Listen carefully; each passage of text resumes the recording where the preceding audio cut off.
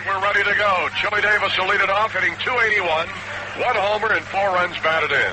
First pitch is a ball. So we're underway in Game 2 and the final game of this series. Padres were here for the weekend. The Cubs took 2 out of 3, won the opener with the Giants yesterday.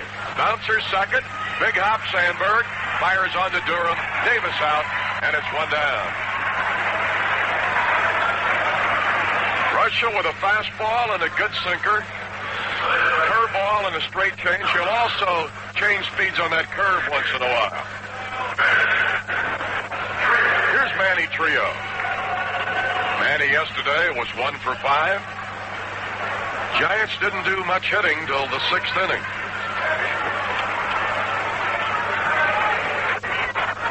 Trio, a 400 hitter against the Cubs this year. There's a strike. Good handler of the bat. Tough guy with men on and a pretty good RBI man in the clutch situation, isn't he? Yes, he is. Makes contact. I think Russell will stay with his fastball mostly here in the first part of this ball game. Low outside of ball. Trio just under 300 at 89. 3 homers, hit those early, 10 RBIs. Russell, veteran right-hander winding, and the pitch on the way. Swinging. There's a drive to left. Ball is well hit. Matthews back. It's gone on the catwalk. And Manny Trio has homered his 4th home run of the year. Now that's against a gale of wind blowing in from left field. So you know that ball had to be tagged. So Manny Trio, who you just figure's up there trying to make contact and get his base hits, jerks one to left. And it is 1-0. It's the second Giant home run against the Cubs. Clark hit one yesterday. Here is Al Oliver, and that's a strike call. Oliver hitting .247. No homers, 10 RBIs. Yesterday, 2 for 5, drove in a run. Fouled it off the end of the bat, rolls to the base of the screen. Russell out in front of Oliver with a 2-strike count. Seattle and Oakland will play later. Houston and Montreal, weather problems. Yeah, they already postponed that one in Montreal. Here's the 0-2. A little tight at the belt buckle. And it's 1-2 to Oliver. Clark due up next. A run in on a homer by Trio. Here's the pitch. Oh, almost took off a kneecap, and it's 2 balls, 2 strikes. Homer gives Trio 1 more than he had all last year. Well, he started thinking he was a home run hitter that first week. Every time he looked up, he had one. Bouncer, second baseman charges. Sandberg throws, gets Oliver 2 down. Boy, he had Oliver tied up with that good fastball right on his spit. Now Jack Clark will be stepping in. He was 2 for 5 yesterday. Hit a home run up the center field hitting background. He's off to an excellent start. Not only with his bat, but he seems to be the guy that's trying to carry Frank Robinson through all these troubles. And they've been at loggerheads over the preceding couple of years, but now he's his pal. There's a ball inside. Clark hitting .354, 4 homers, 17 runs batted in. Hit safely in 12 of the last 14 games. Batting with nobody on and 2 down. Chases that sinker and misses. 1 ball, 1 strike. Dusty Baker would be next. Opening inning, Rick Russell working. Jody Davis drops the fingers, the right-hander ready, and here's the 1-1 to Clark. Low outside, 2 balls and a strike. Sox are at home again tonight with the Brewers. Brewers won the opening game of that series last night. Here's the 2-1. Ball 3 outside. 3-1. Trio's homer has the Giants on the board. Russell, fast worker. Here's the 3-1. Hit him on the fist, too, and popped him down the right side. Durham back into the bullpen area and does not catch it. Looked like he had a play. He did. He just didn't get under that ball. And the wind carrying it out away from him. Right down into that bullpen. Official score has said no play. Tough to give a good hitter a swing on the house. Yes. But that's what Clark will get here. 3 balls, 2 strikes, and the way Durham drifted didn't look like he was frantic. Looked like he was going to be right there. Now we're due a payoff to Clark, and here it comes from Russell. High fly ball left field. This one won't carry. Matthews got to come back in now. He had started back, and the wind blew it back in toward the infield. Well, that wind is very treacherous today. They'll have to keep their eye on the ball all the way into their glove. So after a half an inning, on Trio's homer, Giants have 1 run, 1 hit. The Cubs are just now coming into bat. Scott Garrelts, 6'4", 195. He's got that good-sized frame for a pitcher. He's a powerful right-hander. Been with great balls. Clinton, you folks out in Clinton, Iowa, listening on our station out there, remember him? He was at Shreveport. Up last year in 1 game with the Giants, and again in 83, 5 games. And he's just been brought up because they have some pitching problems. He was quite a high school athlete. Folks down in Buckley, Loda High in Buckley, Illinois will remember him as a high school pitcher. He was 16-4. One time in a 7-inning game, he struck out 22. Swing and a miss. So obviously the catcher dropped one of those strikeouts, and somebody got on, so he says, well, I'll take care of that. I'll strike out the next guy. 22 strikeouts in a 21-out game. Line drive single to center by Denier, and he helped his .290 average. He's absolutely a different-looking hitter. Yes, indeed. We talk about a hot bat of Durham, but that kid is having a hot bat, too. In the last 5 or 6 games, he's been on base several times to lead off an inning for the Cubs at the beginning of the game, which certainly helps. And well, the last 12 games, he's hit safely in 10 of them. Another guy just as hot, Sandberg, stepping in. 10-game hitting streak. If he gets a hit today, it'll be the longest of any Cub all year. Sandberg and Durham, both with 10-game hitting streaks this year. Sandberg's is current. Pitch for the right-hander, high, ball 1. Garrelts was signed out of high school. He was a good all-around high school athlete at Buckley, Loda High in Buckley, Illinois. Denier, a threat to go. And you might have something on with Sandberg up there. Here's the pitch. That's strike called above the knees, inside corner. I know Buckley, another town where our compatriot, Mr. Boudreau, enjoyed a police escort. If he'd You better follow up with that story now. Well, if he'd have known enough to take that zebra shirt off and throw that whistle away, he could have snuck out at that. Yeah. Throw over, Denier is back. I've done that on several occasions, too. Duck that referee uniform and then snuck out of town. Well, those big fees you got for it in those days, what was it, 7.5? 7.5. Took the ball away. It'll go to the bullpen. Denier will get up. He's got a chance to go to third. He's going to come over. The throw will come to the plate. So the youngster, Garrelts, concerned about the base runner, threw the ball high. Oliver couldn't handle it, although it looked like it could have been caught. You're right. I thought that Oliver just a la carted that ball. Hit him in the glove, didn't Went it? up one-handed, hit him in the glove. It was above his head, but it should have been. It's an error on the You're first right. baseman. It should have been handled. So you get a break to get the run back in a hurry. 1 ball, 1 strike to Sandberg, a .293 hitter, 2 homers and 16 runs batted in. Boy, his 10-game streak has really jacked his batting average up. Stretch look to third, pitch on the way, swinging. Foul down the right side. Looks like the wind will blow it up into the seats, and it does. Clark went over to take a look, and it's a 1-2 count. Now with Denier over 290 and Sandberg at 293 stepping in here today, would you have bet on that when we left base? Oh, this is right. And boy, that's what it takes. Get Denier on base, and he can help things happen, and he has been doing it. And that's a plus for the Cubs, something that you hope for a good year out of the entire team. 1 ball, 2 strikes. Garrelt at the belt looking to third, delivers to Sandberg, a little tight at the knees. 2 balls, 2 strikes.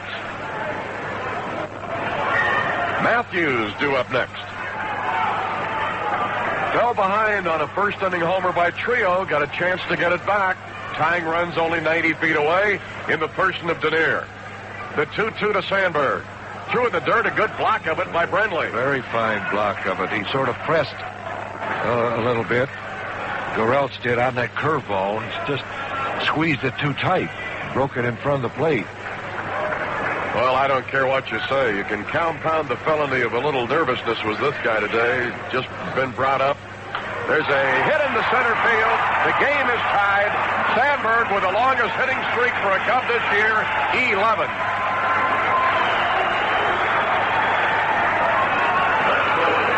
So they went right to work in a hurry and have gotten the equalizer on the trio homer. And it'll bring up Gary Matthews, hitting 300.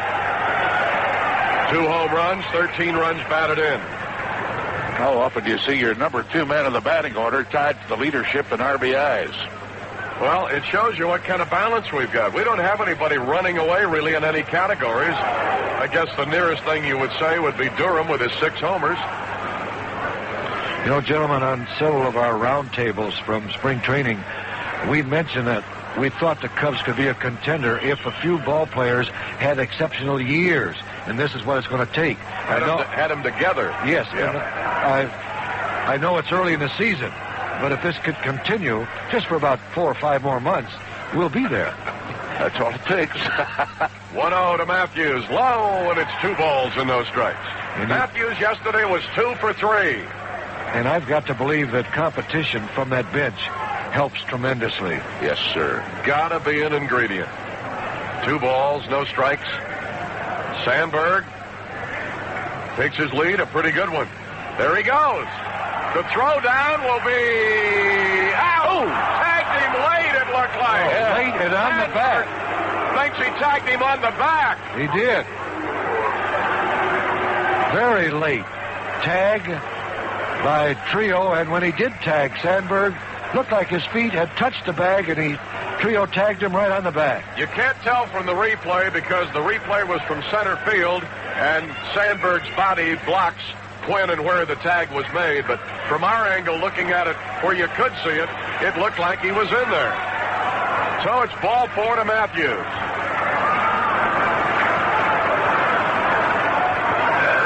You don't see Sandberg react very often, and he really looked back at Eric Yes, Gray. he did. He's a very mild-mannered young man, extremely polite. I think he looked at all 300-plus pounds of Eric and said, I don't believe you got that correct, sir. This is Durham. Runner going. Going to test it again. Now, he's got to be out because he slid right into the tag. Well, I don't like that play, gentlemen. I don't either. Not with a hot hitter. Not with the wind blowing out. That's right. Durham, 2 for 4 yesterday, a homer and 4 runs batted in, leading the club in hitting. 333, leading in homers, 6. Strike called over the outside corner at the knees. This could give the youngster on that mound a little more confidence, a little more incentive. All right, Durham waiting on a 1-1. Gorelt ready. A little low. Fastball missing that time, 2-1. Durham only has 3 hits against the Giants, but he's driven in 5 runs against them. Outside. He looks like he doesn't want to give him anything to pull, and who could blame him? 3 balls, 1 strike. He's hit a homer 4 straight games. Here's the pitch. That's a ball, and he walked him. He kept it away. Well, he might have pitched a little differently insofar as hitting the strike zone with a man on first. But he had first base open for Durham. Now it'll be the Penguin, and Wrigley has gone out to talk to the right-hander, Scott Goreltz. What a strange inning. 2 base hits, a 2-base error, 2 walks, and so far 1 run and 2 out. And both caught stealing. Here is Say, 0 for 2 yesterday, drove in a run. He's hitting .218, 4 homers for Ron, 16 runs batted in. Oh, if he was hitting a lick, he'd be over 20 RBIs easy. A breaking pitch. He got a better breaking ball than we had heard. If he gets the breaking ball over, it'll help him tremendously. But if he cannot get that breaking ball over, which he didn't do to the first 2 hitters, consequently they singled right through the middle on good fastballs, setting on his fastball. Durham leading at first, pitch to Say, high inside. 1 ball, 1 strike. We're tied 1-1, bottom of the first inning. Trio homered. Off Russell, hit it up on the left field catwalk. Sandberg drove into near to tie it. So if you're joining us a couple of minutes late, that's the way it's happened. Here's the 1-1. Swing, what a cut he had. Tremendous cut. Say was really putting on a show once again in batting practice. But in batting practice, as I mentioned to you, Milo, he stands up with his right foot right on the corner of the plate. Here in the ball game, he puts his right foot right back on that back chalk line of the batter's box. We got to ask him about that. Well, I know the reason. Because he'll tell you, well, I've got coaches throwing batting practice, so I figure if I move up on the plate, it's the timing of the swing. 1 ball, 2 strikes. Check of Durham. Here's the pitch. Low outside, and it's 2-2. Walked Matthews, walked Durham after 2 hits.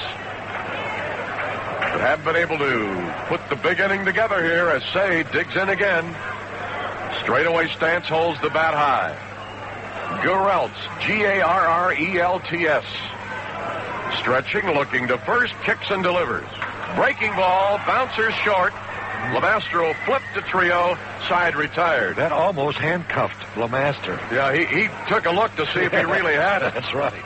6-4 on the force, sides retired. Cubs get a run on 2 hits. There was an error, 2 walks, 2 caught stealings, and 1 left. So we played an inning. We're tied 1-1. Tallman Home Federal Savings thanks the Chicago Cubs for exciting baseball that they're giving us every day. You know, Tallman Home is as much a part of Chicago as the Cubs are. Tallman has over 50 financial centers to serve you throughout Chicagoland and Central Illinois. You can open a Tallman Home Money Market account for as little as $2,500 and add to it with deposits as low as $100.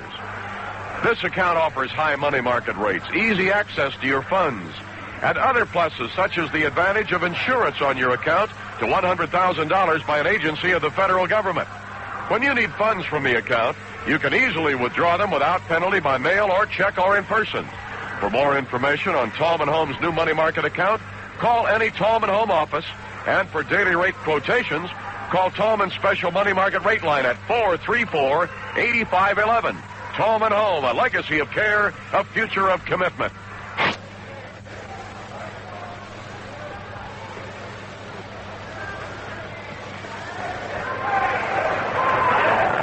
All right, in the second inning, the leadoff batter is Dusty Baker, and the first pitch is in for a strike. Baker will be followed by Youngblood and then Brenly. Rick Russell working. Here is the pitch. And it's low, a ball. Makes it 1-1. 1 ball and 1 strike. Baker 1 for 4 yesterday, drove in a run.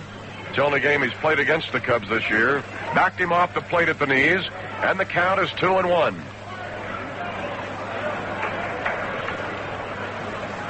Baker waiting, Russell quickly working, 2-1 pitch. Too tight under the belt buckle, and it's 3-1 to Baker. .349 average, 1 homer, 8 runs batted in. Baker backing out of there, flexing her right knee a little bit. 3 balls, 1 strike. Now the pitch. Tapped it foul, and it's 3-2.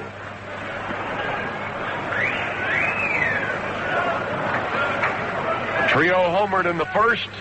In the bottom of the first, Sandberg single got Denier home. We're 1-1.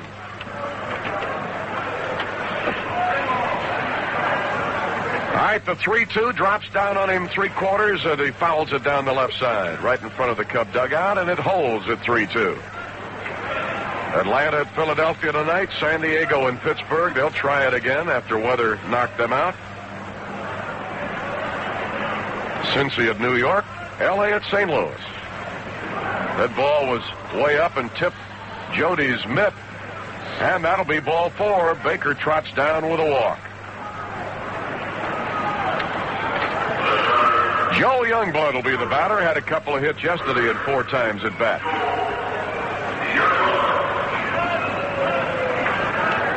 Youngblood hitting .255, no homers. He's driven in 12 runs. Baker at first, Durham holding against him. Youngblood taking a little extra time before he gets up in there. Now he's set. Jody with the sign, stretched by Russell, looking over at Baker at first. From the belt brings it to Youngblood, and it's inside above the knees, ball one. Bob Brenly, the catcher, on deck off to the right side.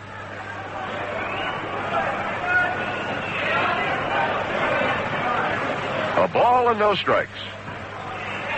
Baker going, swinging, and a foul down the left side. 1 ball, 1 strike.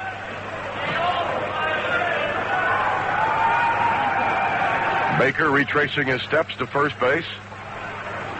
How many suggestions have we had now on how to pronounce this kid's name that's pitching for the Giants today? Well, I think we ought to explain to our fans out near Urbana and Buckley and Loda that we did ask the Giants announcers how he would like to have it pronounced, I guess, and what pronunciation do they use? Garrelts. And that's what they gave you and gave all of us, Garrelts. But from the phone calls and listeners from the Champaign-Urbana area, it's Garrelts. So it's best that next time we meet the Giants and the youngsters with him, we'll ask him personally. 1 ball, 2 strikes. Youngblood, after trying to bunt, bunted it foul. Now Russell ready, throws to first. Not in time on Baker. Leadoff walk to Baker here in the second inning. Nobody out. Youngblood, right-hand batter, feet wide apart, stands right in the middle of the batter's box. Leans out over the plate. Russell stretching. Here's the pitch.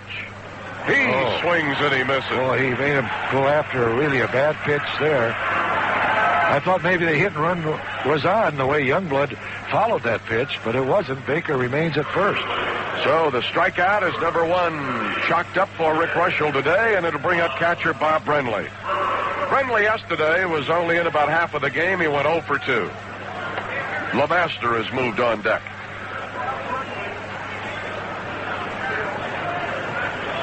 Brenly with a slightly open stance. There's a throw to first, not close on Baker.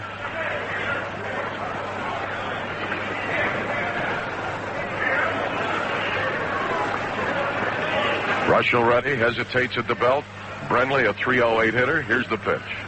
A bouncer through the hole on the left side. Matthews up with it, throws it in quickly to Boa. They've got runners at first and second with only 1 away, and LeMaster will be the batter.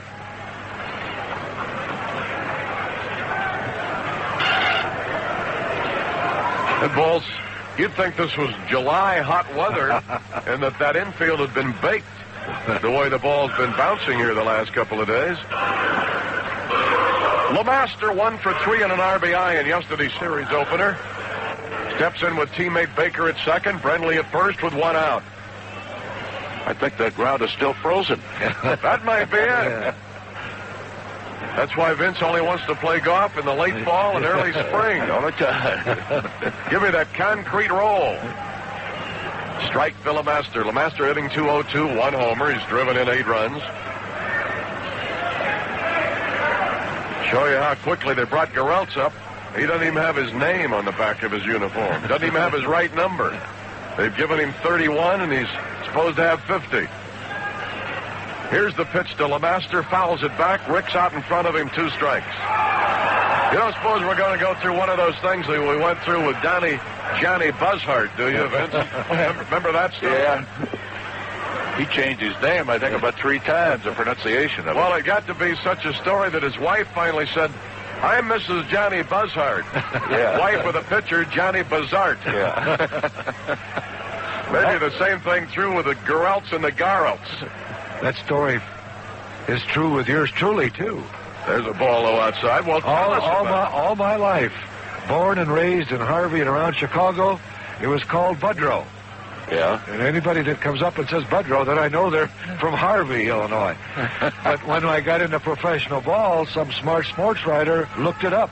The correct French pronunciation is Boudreau. And thus, another story. Base hit through the left side. Baker will be waved. He'll score because that ball died in the outfield grass. Matthews had no chance to throw him out. So they've broken the tie. Baker scores. Brenly into second. RBI single for LeMaster. There was also one on Russell, when he first came up. That's right. They gave us his pronunciation as Rochelle. And I talked to him about it one day, and he said, yes, it's Rochelle. And after he'd been with us about 3 months, I met a gentleman down in box seat one day, and he said, Vince, he said, I just want to introduce myself. He said, I'm Mr. Russell. Throw down to second, not in time, as the youngster was squared away to bunt. Jody thought maybe he'd catch Brenly napping down there, but it wasn't in time. He said, I know where you got that. He said he never did know how to pronounce his name correctly. Oh. There's a bunt, and it goes by the mound. It's going to be safe everywhere. They'll have the bases loaded. Russell's spikes wouldn't hold for him, and when it got by him, and that is really an oddity because Russell over the years has been one of the best fielding pitchers around. Yes, indeed. I think he just took a couple of steps the wrong way to his right, and that ball was bunted between the pitching mound and the first baseman Durham, who was charging the ball. It goes as a bunt single. So the bases are loaded for the top man in the Giant order, Chili Davis. Fly ball of any depth gets him another one, and a base hit gets an inning in order here. At the moment, the Giants are leading 2-1. Davis bounced out to Sandberg in the first inning. Right now you got Brenly at third, LeMaster at second, Garholtz at first. There's a line drive to right. Hall moves over, comes in a step or two, makes the play. Brenly tagging, comes home, and LeMaster moves over to third, and it is 3-1. That ball was hit hard. Yes, it was. Hall got a good jump on it because it was sinking as it reached him. Line drive sacrifice fly by Chili Davis.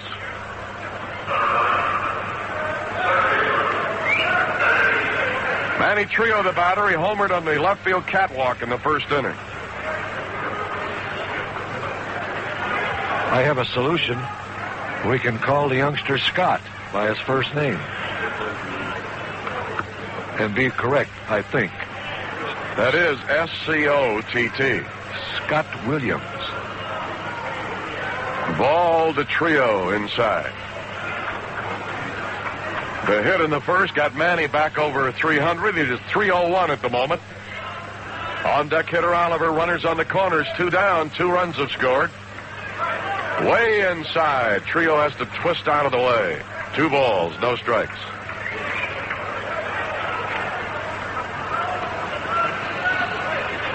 Two 2-0 the count. Russell stretching. Long hesitation. Here's the pitch to Trio. Too tight on the letters. He's fallen behind Trio 3-0. And Oliver, the ever-dangerous slugging first baseman, is due up next. 3 balls, no strikes. Trio waiting. Russell from the belt. Gets the strike call in the inside corner between the knees and the belt. And we're going to get some action in the bullpen. Looks like Bordy running down that way.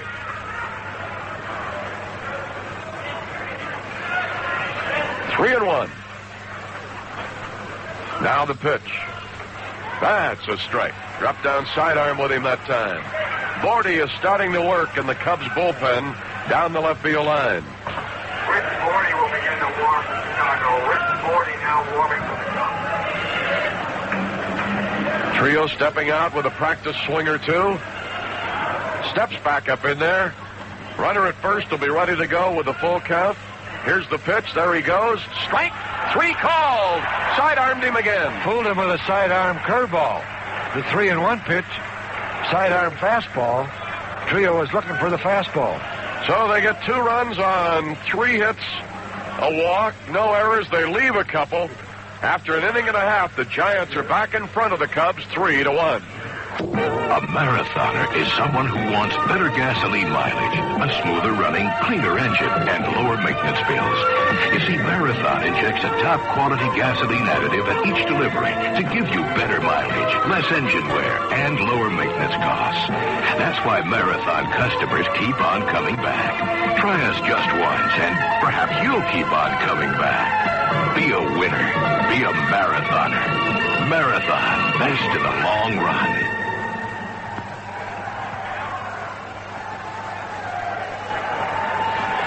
In the bottom of the second, Lionel Hamilton with Lou Boudreau and Vince Lloyd. Cubs radio from Chicago, and Mel Hall leading it off.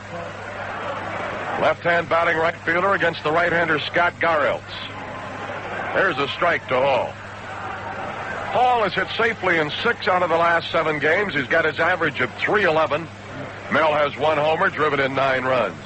Pitch to him, swung on. Fly ball right field, won't carry. Clark to his right a couple of steps, makes the play.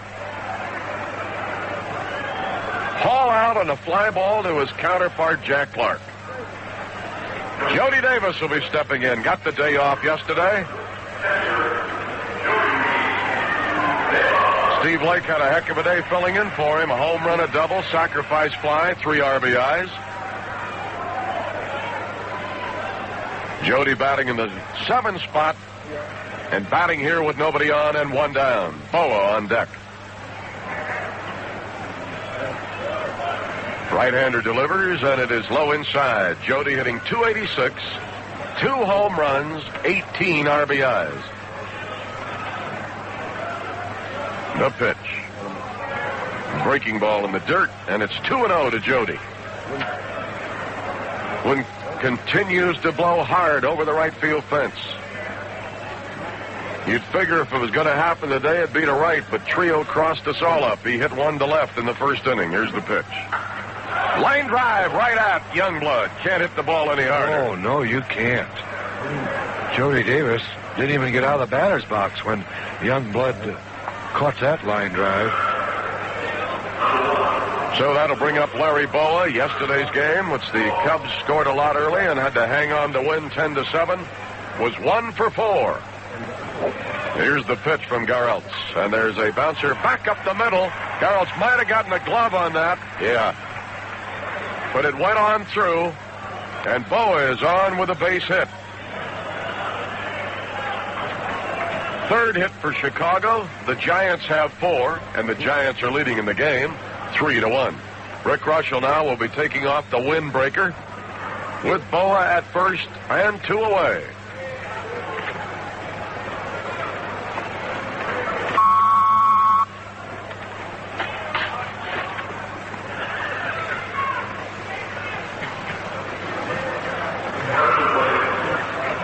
Here's Russell, and while he comes out, we'll break it up on our network. This is the WGN Chicago Cubs Baseball Network. This is WGN Radio, Chicago.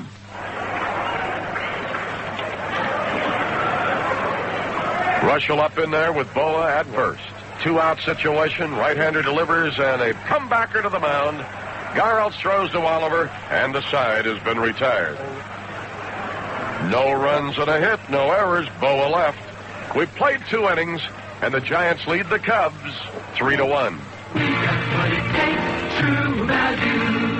Hello again, everybody. This is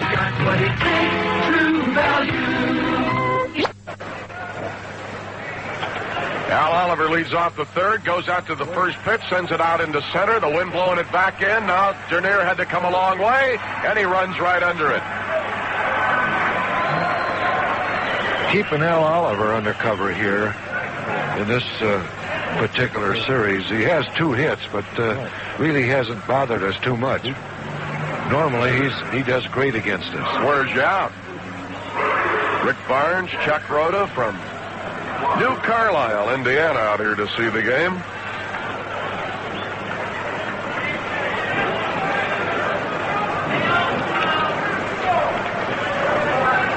Pitch to Clark is a strike right across the knees. And in the skybox today from our flag station, WGN, Steve Quast and Marlene Wells have Jeff Vukovich, the advertising coordinator for Nationwide Insurance, with a group. Nationwide over in the skybox with us today. 1 ball, 1 strike. Clark fly to left in the first inning. That's low outside, 2-1. That group from Indiana we mentioned, Rick Barnes with WCOE in LaPorte, Cub Network affiliate again this year. There's a high foul off to the right side. Durham over. Does he have room? Nope, went up about 3 rows. He scurried over after that pop foul much better than he did on the first one. He was going to get under this one, if possible. Waiting now for the Bull to get back into position. 2 balls, 2 strikes on Clark. Baker due up next. Nobody on, 1 away, 3rd inning. The Giants have a 3-1 lead. Pitch from Russell. High pop foul off to the right again. Durham coming over in front of their dugout and makes the play. That a way to stay with it, Bull. Yes, he did. He had to not only keep his eye on that ball or that wind carrying it over his head, but right near the railing of the dugout. And he's not going to get any help over there. No, he's not. Here's Baker. He led off the second with a walk, and that opened up an inning for them. He later scored their second run. Brindley, after 1 out, singled. LeMaster and Davis had RBIs in the inning.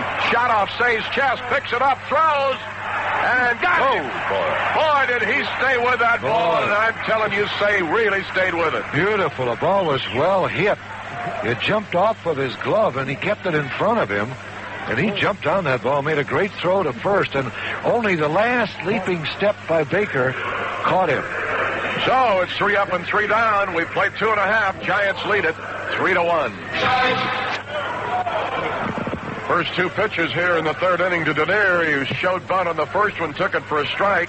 Second one made a little more to move on the bunt, didn't go after it, and it's strike 2. That's a ball, and it's 1-2. Denier had a hit in the first inning. Then there was a throwing error when they tried to pick him off. Oliver couldn't handle it. He got around to third, and Sandberg got him home. Oh, he tried to get away from a high inside pitch. That hit the bat, rat-a-tat-tatted. It hit it twice, really, didn't it? Yes, Garrelts looks as if he has a little more confidence now. He's thrown 2 out of the 3 pitches to Denier, curveballs. 1-2. Garrelts working. There's a line drive hit into left field. He got that ball up. Got it up. There's another curveball, but it was too high. And Denier just lined it in the left field for a base hit. That's the 4th hit, and Denier has half of them. Ryan Sandberg with a single and an RBI, and now the longest hitting streak this year on the Cubs with 11. See if we can go to work on this youngster now and get back. It's 3-1 Giants, 3rd inning. Garrelts stretching, big lead. Denier, there he goes. Here's the throw. Never get him. Stolen base. Poor Denier. That gives him 7, leads the club. Boy, what a jump he had. Oh, yes. And as soon as Garrelts made that move to go to the plate, he was off. He had 3 or 4 steps before the ball reached the plate. That's the 31st stolen base against the Giants this year. That's quite a few, isn't it? That's too many for the Giants fans. Stretching, looking back. Pitch to Sandberg. Tried to go to the right side to get him over, but fouled it away. Gave all indications on that swing that he was going to move his teammate over to third with a ground ball to the right side of the diamond.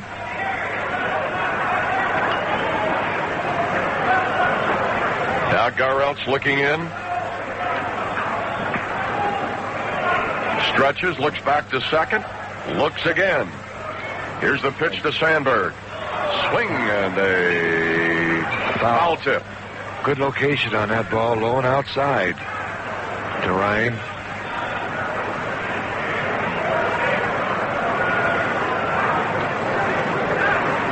Sandberg waiting as Garrelts walks around the mound. Got a runner at second on a leadoff single by Denier, and then a stolen base. Denier has a pretty good lead at second. Here's the pitch. Did he go or didn't he? Yes, he did. A swinging strikeout. There was the curveball that he's been using more this inning than the first 2 innings. So Sandberg, who usually does that job up there, moving that runner over. But this time, fans, now let's get Gary Matthews in there, who is hitless today, only but up once and walked. That was in the first inning. Garrelt's looking back.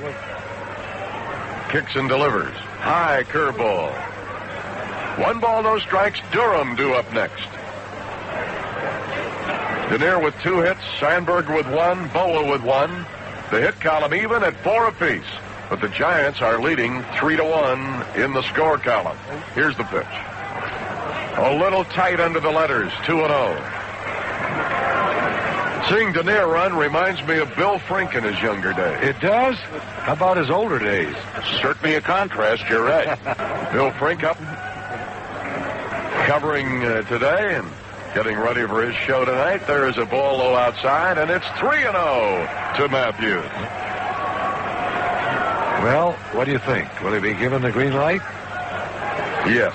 I don't think so. Not with Durham coming up next.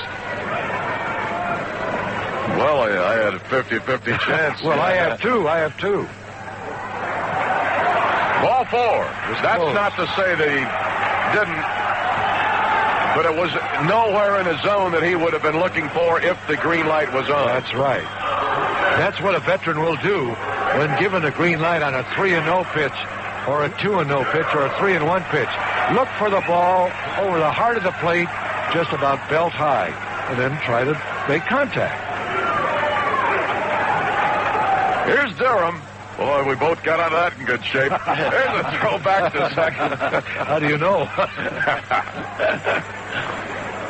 Durham walked in the first inning.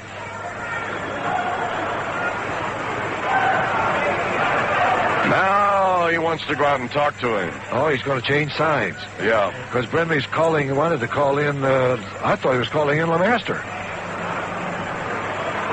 See? Yeah. Giving him the flip of the glove, which means the switch. Denier might have crossed his foot over or tipped his cap. Because the catcher is looking right at the pitcher, gives the sign so he can see whether that runner on second base is moving. High foul off to the left off Durham's bat. Well back out of play. Strike 1 to Leon. A .333 hitter at the moment. Hit safely in 17 of the last 19 games. Just to instruct our fans in watching base runners on second base, if they have the sign, if they cross their leg in moving towards third, it's a curveball, and if they glide over, it's a fastball. Here's the pitch. Low outside, 1-1 to the Bulls. Say due up next. Ball game in the third. We're playing the Giants for the 4th time this year. The first 3 games belong to the Cubs. 2 at Candlestick, and then the wild and woolly one here yesterday. 1 ball, 1 strike. Left-hand power hitter against the young right-hand pitcher. Here's the 1-1.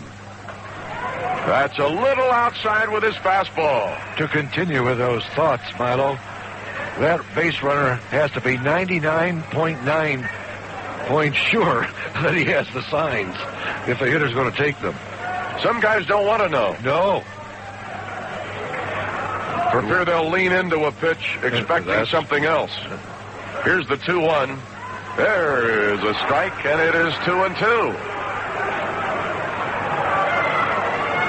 Teddy, this kid's got a good arm. Yes, he has. Noted for that good, hard fastball. 2 balls, 2 strikes. Denier leading at second, Matthews at first. Hesitates, looks back. Here's the pitch. Low outside, 3-2.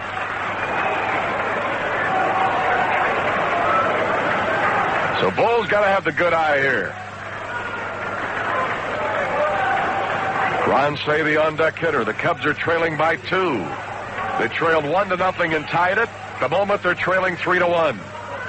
Here comes the payoff, but he's going to step away. And LeMaster had cut in behind Denier. There was no play, so rather than set there, he stepped off, and that's a pretty good idea.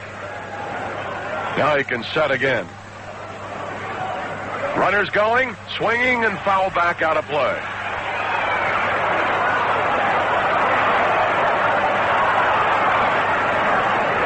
Now I think Denier wants to have a little chat with his third base coach, Don Zimmer.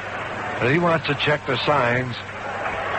Don't think he was sure whether he should have started or not, so he wants to check with Zimmer by saying, did I do right in moving? Well, I got to believe he did see it right because Matthews broke right with him. Yes. They were both going with the pitch.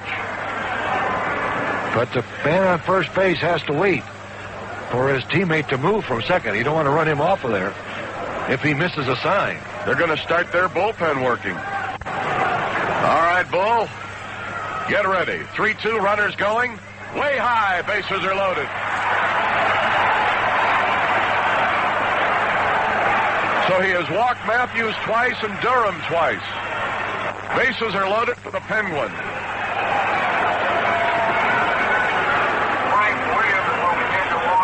Frank Williams, a right-hander, throwing in the bullpen, and Herm Starrett, the fine pitching coach of the Giants, is out to talk with the young right-hander Scott Garrelts.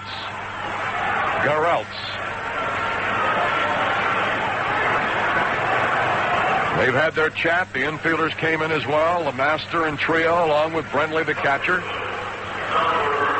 So the Penguin has a chance to tie this thing. He's certainly got a chance to. With a fly ball to get us within a run, a base hit could get you two. You got pretty good speed everywhere. Denier third, Matthews second, Durham first.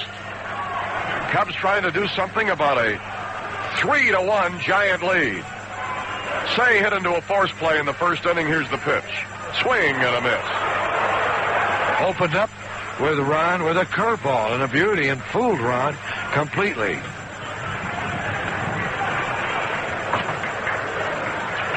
Say back up in there. The youngster has walked 4, struck out 1. Here's the pitch to Say. Swinging, drive, back into center, well hit, still going, and grand slam for the Penguins. And Frank's Nursery is also in on that one. A grand slam from Penguin Power. Boy, it's what he was doing all during spring practice. Got a hold of that one, drove it deep into center field, and it just went into about the second row. 4 quickies. That's how you like to score them. Say gets his 5th home run of the year. 5-3 Cubs.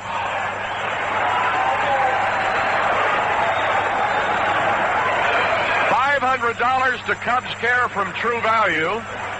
That'll take care of one $500. And $500 donated to the favorite charity of Frank's Nursery and Crafts customer who filled out a Grand Slam entry blank. Well, you remember the other day the folks from Frank's were out here and said, hey, we some money away. We loaded up the bases about 5 times while they were here. Well, it's finally happened. Yeah, Fred Mettler was a man on the scene here. High outside, ball 3.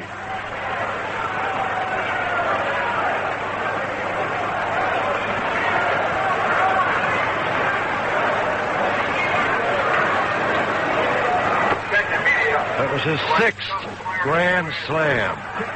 Career Grand Slam.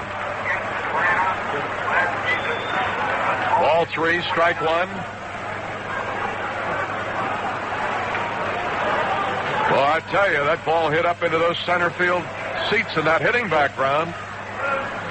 There's a foul back this way by Hall, and it's 3-2. First Grand Slam by a Cub this year.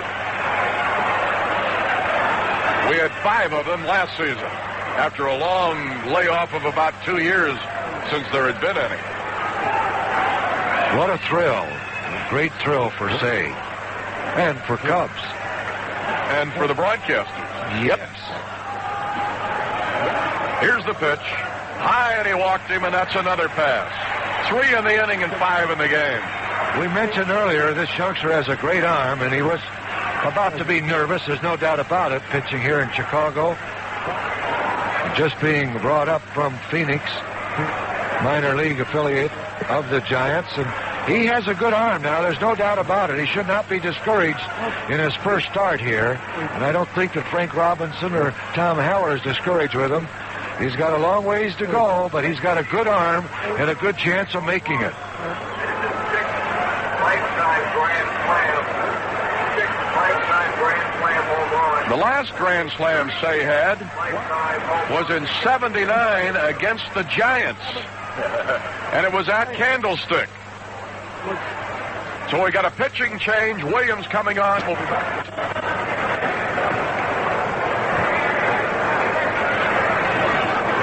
All right, the new pitcher getting in his warm-up toss is Williams. Let's hear about him from the good kid. He's 1-1, lost none, earned an average of 3.52. This is his 12th game. He's pitched 23 innings, allowed 16 hits, 11 runs. 1 home run has been hit off of his servings. He has walked 20 while striking out 17. First batter he'll face, Jody Davis. Only 1 out. Runner at first, Hall with a walk. Balk. Good thing, because they'd have had Hall hopelessly picked off. It's a balk.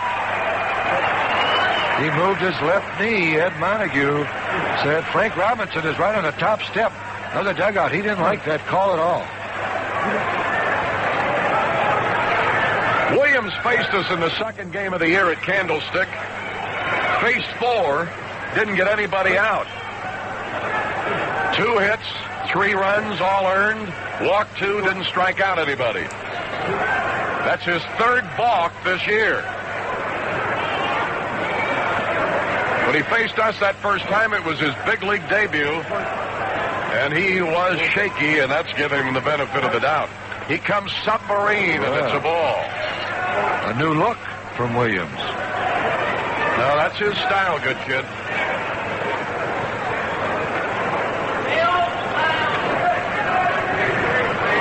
Fastball, slider, almost entirely sidearm. His change is a straight change. 1 ball, no strikes. Looking to Hall at second. Rising pitch, almost like the old Abernathy delivery, huh? Yes. I didn't think he would come that type of a submarine. Didn't show us that pitch in San Francisco. He's a good sidearm pitcher. He almost scraped the knuckles on the last one. That's right. 2 balls, no strikes. Jody Davis lined hard to the third baseman his first time up. Here's the pitch. Threw it away. Catcher couldn't handle it. That'll be a wild pitch. Did that ball go between Brenly's legs? Yes, it did. It looked like it, didn't it? Now, we talked about Say's Grand Slam being his 6th, and the last one was at San Francisco against these same Giants. 257 career. Let's just reminisce a little bit about who has the Grand Slams in this league over the years. Well, Willie McCovey of the Giants has 18, 16 with the Giants and 2 with the Padres. The next Cub in line is Ernie Banks with 12. McCovey ahead of Aaron, Gil Hodges, and then Ernie Banks, and Rogers Hornsby has 12 also, along with Ralph Kiner. There's a bouncer up the middle to a drawn-in infield. Hall scores. So the wild pitch really helped. Yes, indeed. So Jody Davis connects. So does the ball. 6 Cub hits. Jody's now hit safely in 19 of 24 games. Now it's a 6-3 game. Here's Larry Bowa, had a base hit the first time up.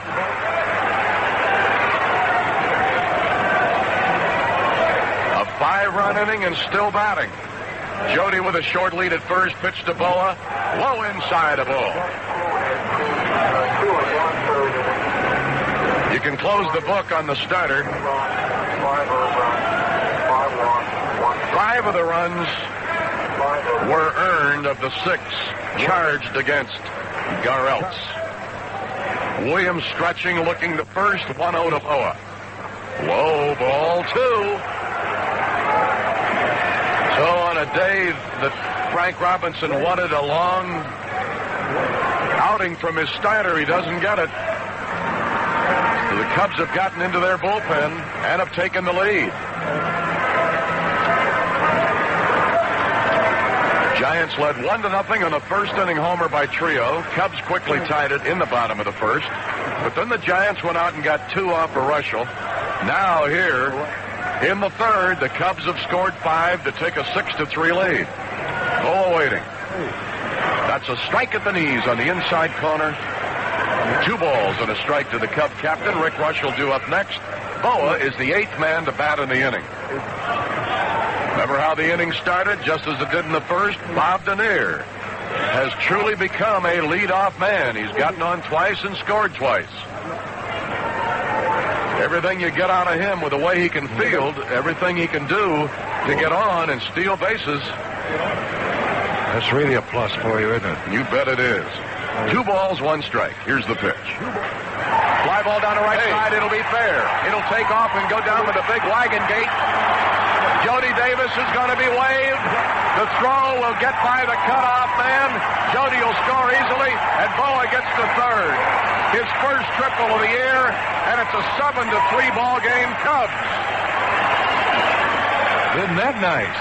Yeah. But Don Zimmer had him coming all the way, too. Jody will show him he can run. Here's Rick Rushell. The Cubs have batted around. Second time they've done it in the series. They sent 12 men to the plate in the second inning yesterday. Rushell hit a comebacker to the mound in the second inning. Williams stretches, looks to third, drawn in infield.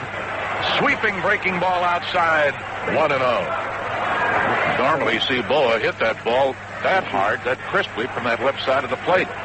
He doesn't pull it usually too good. You got to make a mistake on him, and he did, and Boa jumped on it. With this lead, gentlemen, be alive for anything. Submarine pitch started away inside, broke over the inside corner. Rushell took it for a called strike. If Jimmy Fry is thinking of a squeeze, he'll do it before 2 strikes are on Rushell. 1-1. Frank Robinson got his infield up all the way around. Here it comes. There's the squeeze, and it'll be work. The throw to first gets Rushell, but the good kid managing all the way called it all the way. Well, good call. Beautiful bunt, and Rushell's very adept in bunting, of course. Yeah. And Fry taking advantage of this with a good sidearm pitcher.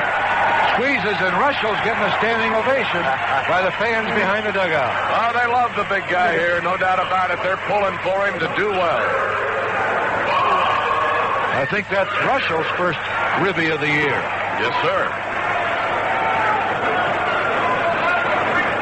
Here's Bob Denier, 2 for 2, 2 runs scored. Way inside, almost hit him in the shin. You know, I wouldn't have been surprised to see a knockdown pitch on that one with Rushell. I thought we kind of gave it away down there. But Boa made a break the pitch before, then stopped. Yeah. 1 ball and 1 strike to Denier. Cubs now have 8 runs on 7 hits. Swing and a miss. Second time in 2 days they've had a 7-run inning. Isn't that nice? Oh, if you're a pitcher, it is. Well, they keep putting them up there for you. Yes, indeed. 8-3 Cubs, 3rd inning. Stretch by Williams. Here's the pitch to Bobby Denier inside under the belt buckle. How often in 1 inning do you see a grand slam homer and then a suicide squeeze? Not too often. Nope. 2 balls, 2 strikes. Here's the pitch. Swings and sends a fly ball to left. It's playable by Baker. Back where the grass bends at the well, and the side is retired, but 10 Cubs bat. 7 of them score on 1, 2, 3, 4 hits. No errors, a balk, a stolen base, a wild pitch. Nobody left. And so at the end of 3, the Cubs are in front for the first time. Cubs 8, Giants 3.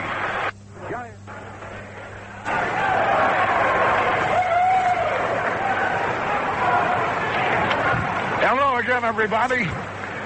With Lou Boudreau and Milo Hamilton and Vince Lloyd, Harry Carey at Wrigley Field. Joel Youngblood leading it off. And the count to him has gone to 2 balls and a strike. It's cold here at Wrigley Field, but the Cubs are hot. Here's a pitch fouled out of play off to the left. 2 balls, 2 strikes. A grand slam by Ron Say.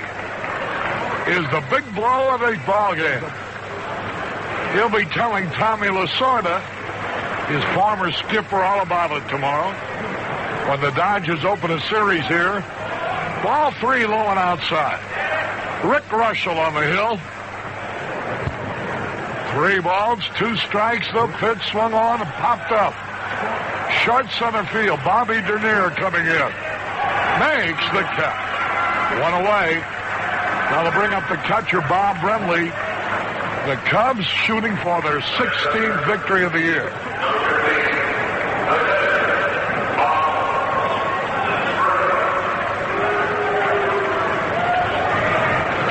Brenly singled. His first time at bat, the pitch. Here's a curveball in there for a strike call. Jeff Leonard, the Hackman, one of the Giant stars, wanting to be remembered, the Lolita Rose 4th grade class at St. Catherine's. Here's a pitch. Brenly swings a long drive, deep left, way back, might be, could be. It is a home run. Brenly's first of the year. Well, I'm glad nobody was on base. Yeah. Let's think about it. 8-4 now. First home run of the season for Wrigley. He comes out 0.6. Harry, Lou, we just got word that old friend Dick Tidrow has been put on waivers by the New York Mets for purposes of giving him his unconditional release. Tidrow did not have a record with the Mets of any wins or losses, but he certainly had not been effective. Tidrow's ERA when the Mets put him on waivers today was over 9.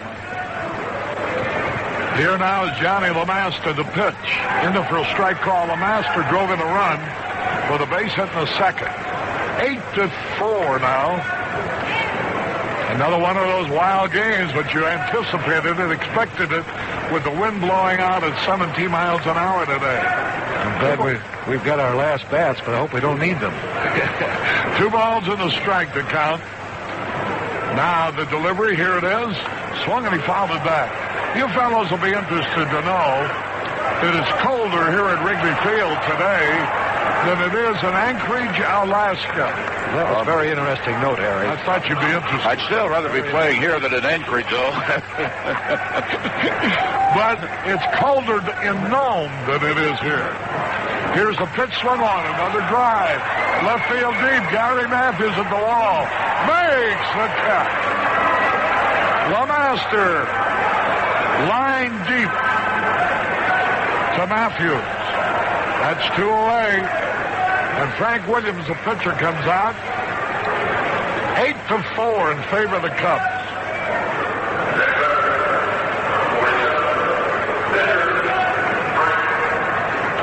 Williams at the plate. The pitch. He swings and he misses. Strike 1. 5 hits off Russell, 4 runs, 2 of them on homers. Now the delivery, swung and he missed, and the count is 0-2.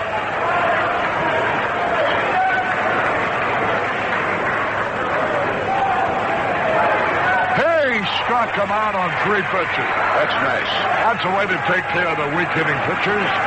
1 run, 1 hit. No errors, nobody left. We go into the bottom of the 4th. Cubs 8, Giants 4.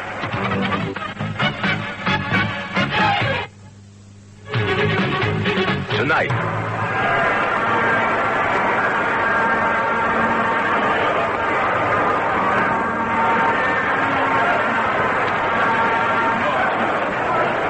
with Vince Lloyd and Lou Boudreau, Harry Carey back at Wrigley Field. Here's Ryan Sandberg to lead it off. He drove in to run his first time at bat. He's 1 out of 2. He has a total of 18 RBIs for the year. Ron Say now has taken over the team lead with 20. Jody Davis has 19. And Leon Durham 17. Those are the RBI leaders on the club. Harry, I think that with Dernier hitting in front of Sandberg and getting on base so much has made him a much better hitter insofar as concentration at the plate. Here's a pitch almost hit from inside. 1 ball, 1 strike. 8-4 in favor of the Cubs. Long way to go. We're only in the 4th. Here's the pitch, a little bit low and away. Birthday greetings to Kathy Ferguson. Also to Jim Merlo. How old is Kathy? You got it, Ben. I don't know, but there's a line shot. Left center field. Base hit. Going to the wall. Sandberg around first. On his way to second. Around second. Holding up. Sandberg gets his 7th double of the year as he rips the shot to the left center field wall. Boy, he doesn't settle for any one-hit a ball game, does he? Oh. I tell you, he is hitting the ball with much more authority. Yes. And that comes, I guess, too, with experience, as you were talking. Yeah, that's what I explained or made a statement of that effect. A day of rest didn't hurt him either. No, you're right. Day of rest doesn't hurt anybody. Well, I don't know about that. I mean playing baseball. Oh, that's better, yeah. Here's Gary Matthews. And here's the pitch. And it's in there a beauty. A strike is called. Hey, Jim Small just came up with the itinerary. Yeah. We just got home. You think we got to go again? Got to go again. No off days there. 1 strike to nothing. Now the delivery. Swung and he fouled it back. I should say there is 1 off day in our schedule, but we're going to be in Des Moines, Iowa. Are you going to Des Moines? Yes, sir. One of my favorite towns. I couldn't get a reservation. Forgive him, Lord.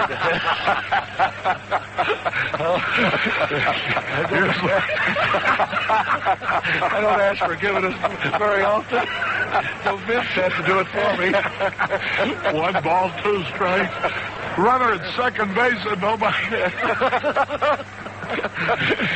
That's almost as funny as what I said about Marlon Collins last year. Here's the pitch, and it's inside and high. Not quite. 2 balls, 2 strikes. A runner in scoring position, nobody out. Gary Matthews, the hitter. What are the odds of Lou Boudreau going to Des Moines on an off day? 2 balls, 2 strikes. Now the pitch on the way. Ground ball hit to the second baseman. He tried to go that way, and Sandberg is advanced to third as Matthews grounds out to Trio. You notice, Vince, everybody seems to be doing that now, almost like second nature. That's great, you know. And Gary at that time hit the ball pretty doggone hard. He just didn't put the bat out there to push it to the right side. All right, here's Leon Durham. The crowd wants to see him hit that 5th home run in as many days. Now to stretch the pitch, and it's a fastball outside. This is sidearm right-hander. Only Hack Wilson in Cubs history has hit 5 home runs in 5 days. Now the delivery, here it is. Swings, and he taps it foul. A ball and a strike. Cubs are leading 8-4. You never got enough. As was proven yesterday, Sandberg, the runner at third with 1 out. 1 ball, 1 strike. Leon Durham trying to get a hold of one. Ron Say on deck. The pitch. Wide. Boy, they're sure keeping the ball away from him. Sure are. He hasn't seen a pitch to the inside part of the plate all day. I think they made up their minds when we started this ball game to pitch around him, way around him. 2 balls and a strike. He swings and he hits one foul towards the Cubs dugout.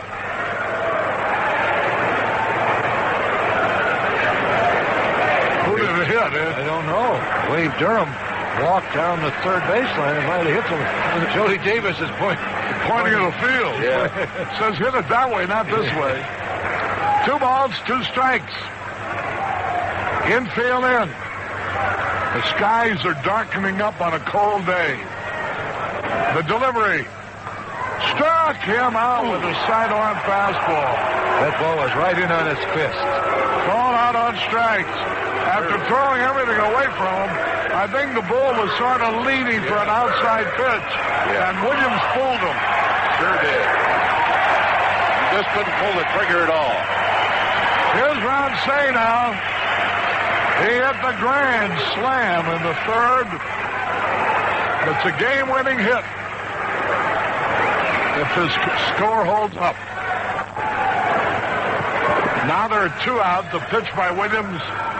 A little blooper, broken bat, popped foul outside first. He busted his bat on that one.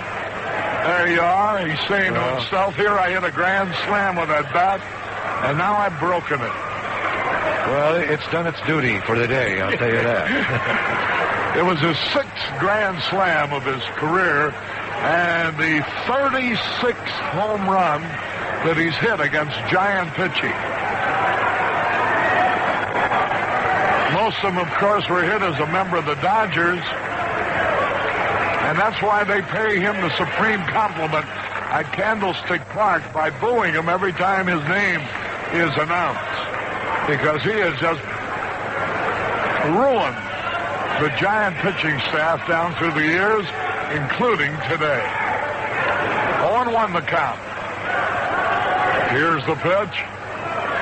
Sidearm curve outside. Boy, it's 46 degrees. It was at game time, probably colder now. In Anchorage, Alaska, it's 47. Here's the pitch. A little low ball, too. But in Nome, Alaska, boys, it's 31 degrees. Why they don't call Nome home? 2 balls and a strike. 2 men are out. I think I'd still rather be here where I can watch Say hit a grand slammer. I'd rather be here any day. 2 balls and a strike. There's a smash on the ground. Trio kicks it for a moment, recovers, throws in time for the out. So the Cubs wasted a chance. No runs. 1 hit.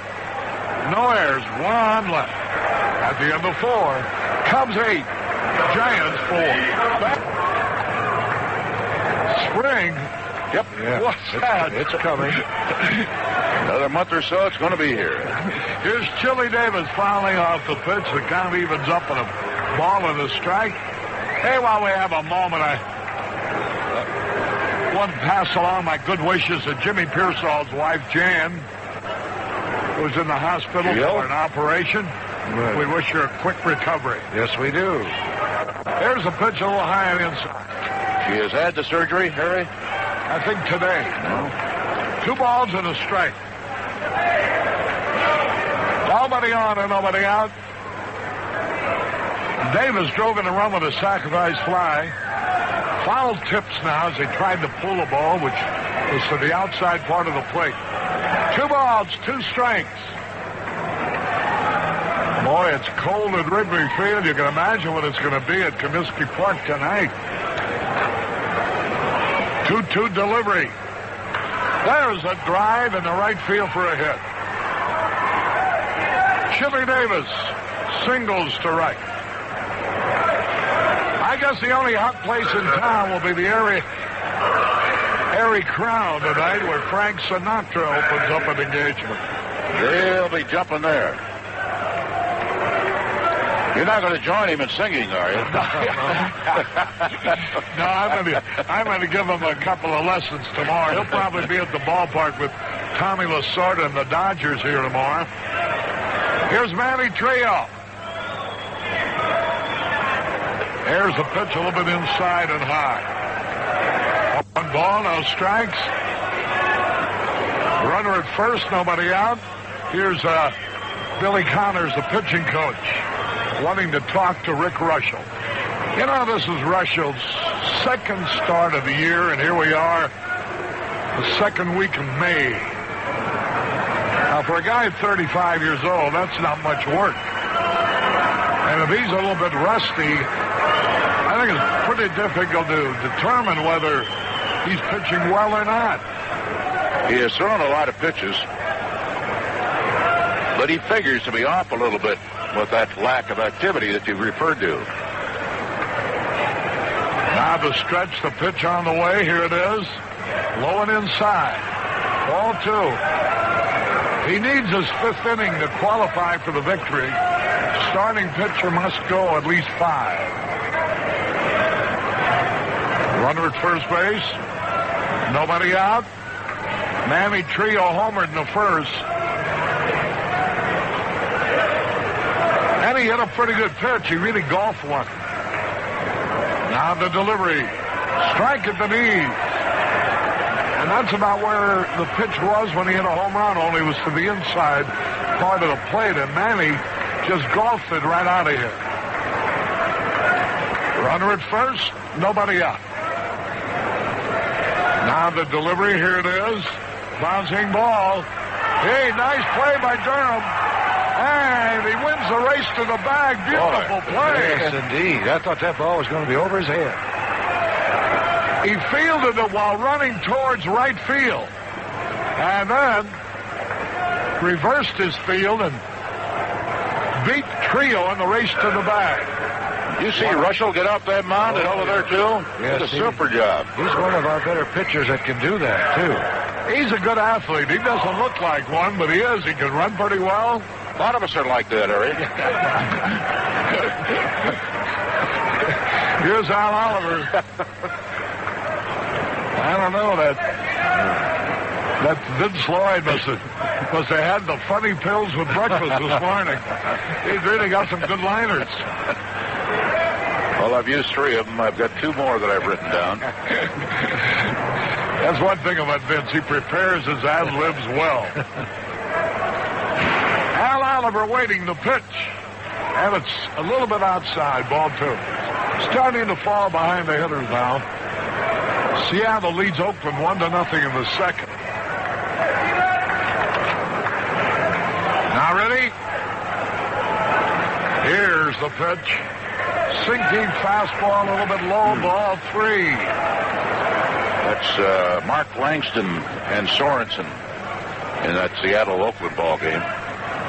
Oakland's in second place in the American League West. Now the pitch. Ball 4, he walked him. And here's Jack Clark with runners at first and second. The Yankees beat Cleveland last night. Milwaukee walloped the White Sox. Detroit are still unbeaten on the road, beating Kansas City. Minnesota trounced California 11-1. And Oakland edged Seattle 6-5. The Cubs went into a first-place tie as they won their game yesterday, and the Giants were beaten by Cincinnati. Dickie Knowles has started to warm up. Runners at first and second, 1 out. Jack Clark, the slugging right fielder, steps to the plate. Now the stretch, the pitch. Sinking fastball a little bit low. It's barely missing. Gary, you mentioned the Mets getting walloped last night. And in their 11 losses, the same number the Cubs have suffered.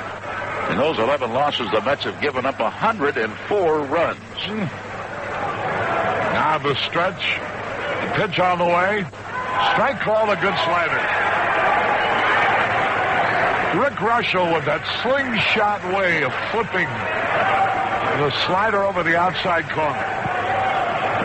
A ball and a strike. 1 out. Runners at first and second. Danny Ozark coaching at third base. Now the pitch. He tapped it foul. Don Buford coaching at first base. Atlanta beat the Phillies last night. Cincinnati over the Mets. Montreal down Houston with Steve Rogers the winner.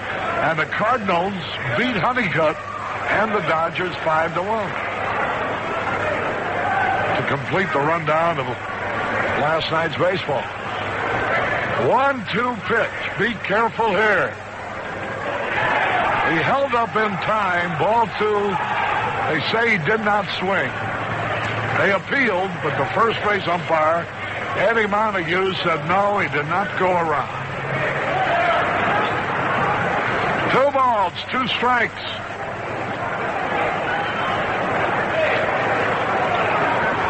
Now the delivery. Here's the pitch.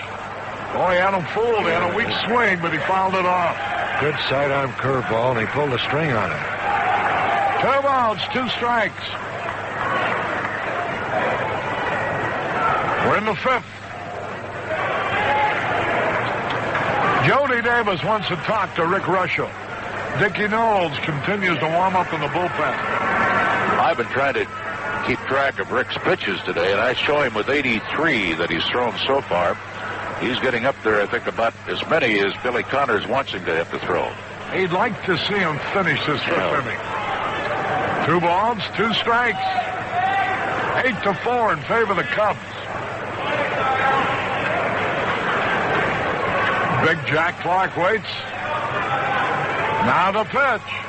The ground ball might be a double play. Say's got it over the second one. Over the first two. A double play it is. Right. Clark hit into a round-the-corner double play from Say to Sandberg to Durham to retire the side. No runs, 1 hit, no errors, 1 left. We go into the bottom of the 5th. Cubs 8, Giants 4. Hello again, everybody. This is Harry Carey.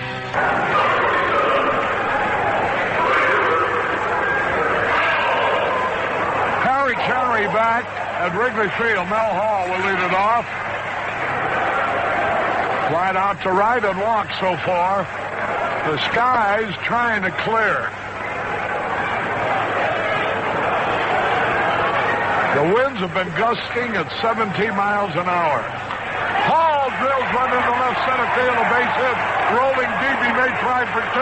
Here he goes. The throw's going to be close. Saved with a head first fly. Hall doubles to left center. The Cubs really pounding that ball. That's his 7th double. John Vukovic, no hesitation at all. He had Hall going for 2 all the way. It's the Cubs' 9th hit of the day. Here's Jody Davis. Jody drove in a run with a base hit in the 3rd. It was his 19th for the year. Larry Bowa also drove it in with a subsequent triple.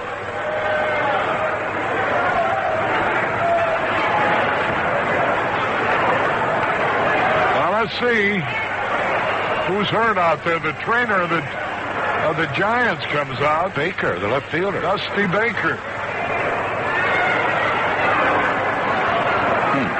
See what he did. Trainer Gary Achini is out there. Let's see, Baker's leaving the field. And we're going to have a replacement. Looks like Jeff Leonard. Richards. No, Richards it is. Richards will replace Baker. Is Jeff Leonard hurt? That I don't know.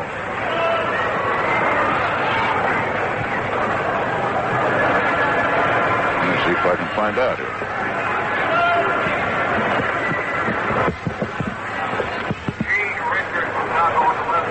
Richards is replacing Dusty Baker, who must have pulled a hamstring chasing a double in the left center.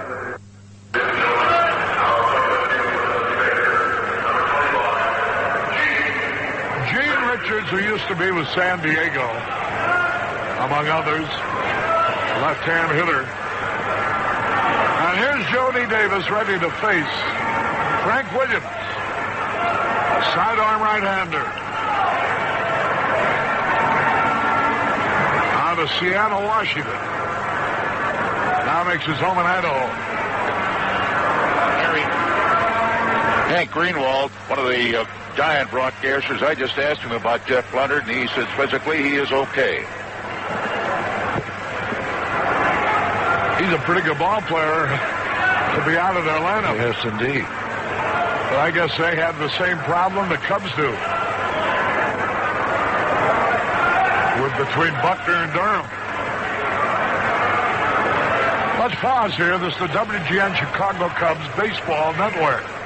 This is WGN Radio, Chicago. Uncle Bobby follows baseball. Harry Carey back at Wrigley Field with Jody Davis. The pitch. Sidearm fastball, low and away, ball one. Jody drove in his 19th run of the year. He's only hit 2 homers so far. 1 ball, no strikes. Now the delivery, here it is.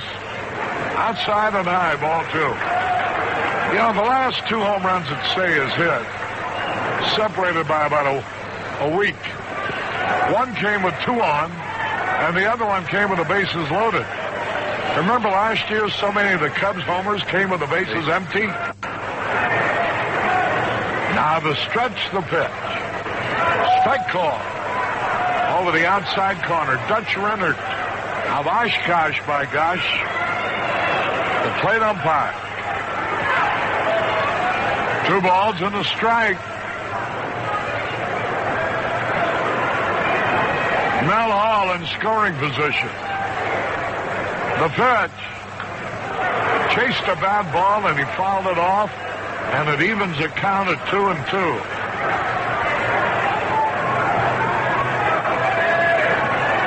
Don Zimmer coaching at third base. Bill Veeck sitting out in the center field bleachers, watching the ball game.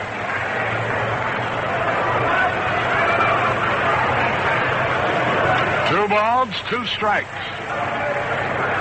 Boy, Lou, I guess when I say Bill Veeck, that brings back some memories to you. Some nice memories. Very nice memories. Here's a pitch swung on, a little tap foul down the third base line. What a great man.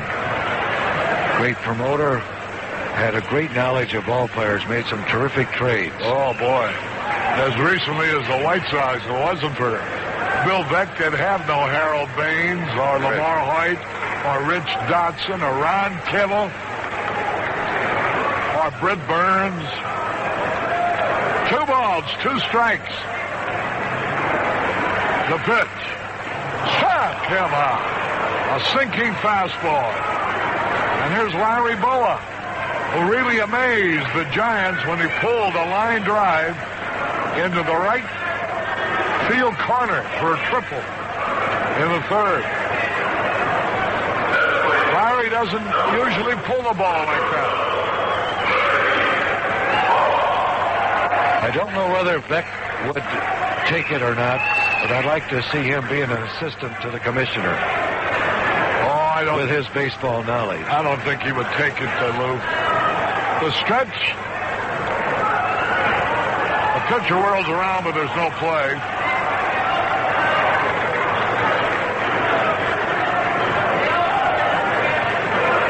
Bill is too strong an individual for those owners to accept. Now the pitch is a little bit outside.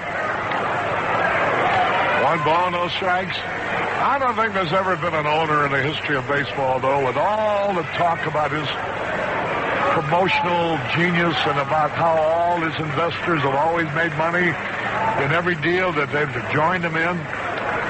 Still, I don't think anybody's ever done anything more for the entertainment and the enjoyment of the paying customer than Bill Veeck. Most owners, and maybe justifiably so, have to think about the economy of the operation. But Bill, I think, has always thought first about the fun the people have at the ballpark. The fans is what he thought. Prove that, I think, by his constant presence in the stands during the ball game. This is right. Talking with fans. 1 ball, 1 strike. And with all his promotion, it was not liked by many owners.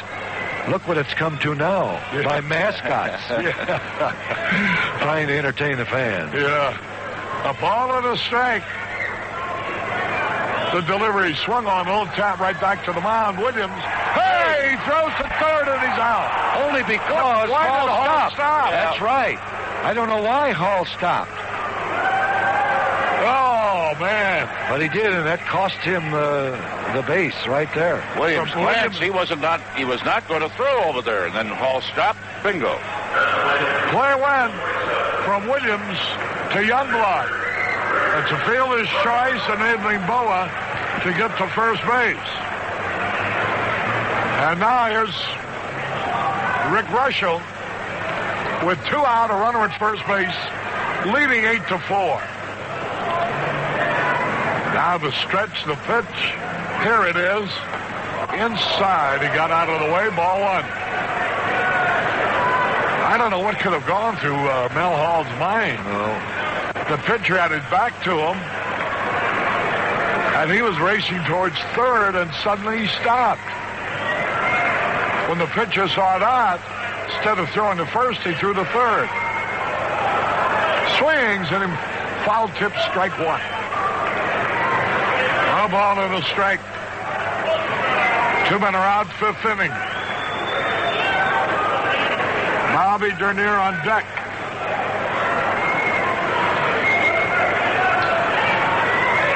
Now the pitch, here it is. Curve in there, a beauty. Boy, this Williams really comes sideways. Crossfire. 1-2 the count. Wind blowing out. Ron Say hit a grand slam. There's a curveball. Low and outside, ball 2. Greg Minton starts to limber up in the bullpen for the Giants. One of the better relief pitchers. 2-2 pitch. Struck him out. So it is. No runs, 1 hit. No errors, 1 left. At the end of 5, Cubs out in front, 8-4. With Vince Lloyd and Lou Boudreau, Harry Carey back at Wrigley Field. Greg Minton continues to warm up in the bullpen for the Giants. Here we go into the top of the 6th with Gene Richards leading it off. Remember, he replaced Dusty Baker. Richards, left-hand hitter, swings it, he fouls it off. Richards batting .229. No homers, 2 RBIs. Was called out on strikes at a key spot yesterday. Now the pitch a little bit low and outside. The game at Pittsburgh has been already postponed for tonight. Rain and cold weather. There's a bouncing ball. That ought to be easy. Durham's got it. Steps on the bag. Easy out. 1 gone. Well, they're going to have a heavy schedule, Pittsburgh and San Diego, when they next meet over at Pittsburgh. That's 2 in a row they've had postponed over there. The Cubs can take over undisputed possession of first place pending the outcome of the Mets game tonight with a victory here today. Now the pitch, and Youngblood takes a little bit low. Cubs are shooting for their 16th victory of the year. They've lost 11. So they will have played 27 games. Here's a pitch, bounce, foul. If they can hold on and win this, it'll give them their 16th victory out of 27 games played. A year ago, it took them 40 games before they won their 16th. So they will be already 13 games better than they were a year ago. Here's the pitch. Slow curve low. Joel Youngblood. Right-hand hitter. He's 0 for 2 today. Now Russell's pitch. Swung, a bouncing ball. Say's got it. Over to first in time. 2 up, 2 down. Oh, I'd like to see Russell go all the way. Yeah, an easy inning here will help, won't it? He really had good location on that pitch to Youngblood. I think he has looked good when you figure he hasn't pitched in such a long time.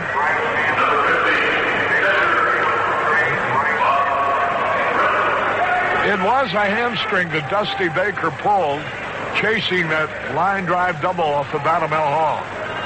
Here now is Brentley. He homered his last time, singled his first time. 2 men are out, nobody on. The ball game in the 6th. 8-4 in favor of the Cubs. The delivery. Slow curve hit on the ground. Boa knocks it down, but he cannot make a play. It'll be a base hit. The third in a row for Brentley. The ball was sharply hit. Larry took 2 quick steps to his right. Backhanded the ball, but it didn't stick in his glove. Had it done so, he could have thrown him out. Here's Young. Here's LeMaster now, the shortstop, with a runner at first, 2 out. LeMaster is 1 out of 2.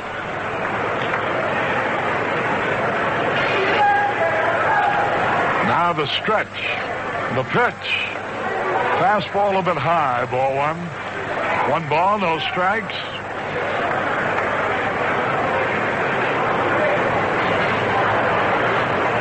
Well, I don't know. The delivery. Fly ball. Nobody's going to get this one. Into the right field corner. Extra bases. A run's going to score. LeMaster stops at second. A double to right. And now it's an 8-5 ball game. And we're going to have a pinch hitter coming out for Frank Williams. Let's see who it's going to be. No activity in the Cub bullpen, but I would imagine there will be soon. An infield hit by Brentley and a high wind-blown pop fly double into the right field corner by Johnny LeMaster has driven in a run.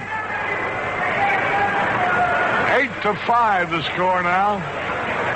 Is this Scotty Thompson coming up? No, looks like Kuiper from here. Yeah. Dwayne Kuiper. I was a little surprised I didn't use Scotty yesterday in a pinch hitting role. Boy, I couldn't understand it because the second time they let the pitcher lurch hit was a key out in that inning. Kuiper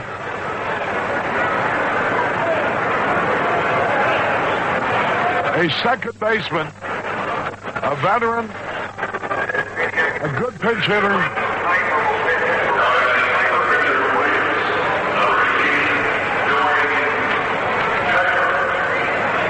Kuiper is a punch-and-Judy type of hitter. No homers, 3 RBIs, hitting 167. He's 2 out of 10 as a pinch hitter.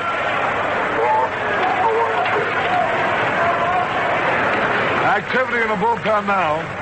Dickie Knowles. And here's Dwayne Kuiper.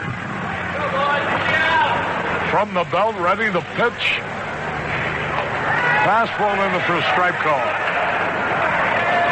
Cubs Cap Day will be on Saturday, May the 19th this year, when the Cubs play Houston. Every fan, not only the kids, everybody coming to the ballpark that day will receive a Cubs cap. Here's a pitch outside, evens the count. A ball and a strike. That's Saturday, May the 19th. Cubs Cap Day.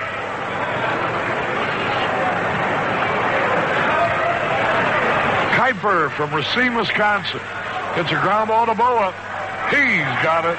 Throws to first to retire the side. 1 run, 2 hits. No errors, 1 left. We're going to the bottom of the 6th. Cubs 8, Giants 5. With Lou Boudreau and Vince Lloyd, Harry Carey back at Wrigley Field where the Cubs are leading 8-5. Greg Minton, a right-hander, taking his warm-up tosses. Lou, this guy's one of the better relief pitchers in the game. Yes, he is. He's been a good relief pitcher for the Giants over a number of years. This year, his record is 1 win, 1 loss. He has a 4.03 earned run average. This is his 13th game. He's pitched 22 1/3 innings, allowed 23 hits, 11 runs. He struck out 10 while walking 10. Here's Bobby Dernier. is becoming a popular favorite here at Wrigley Field. Not only with his great defensive play in center field, but his exciting base running.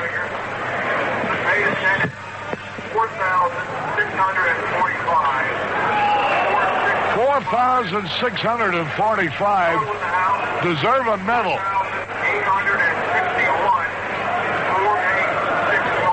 4,645 paid here today. A frigid day indeed. Wind gusting at 17 miles an hour. Temperature at game time was 46. Probably down to about 40 now. Here's Dernier with a count of 0-1. Fastball into the dirt evens it up. A ball and a strike.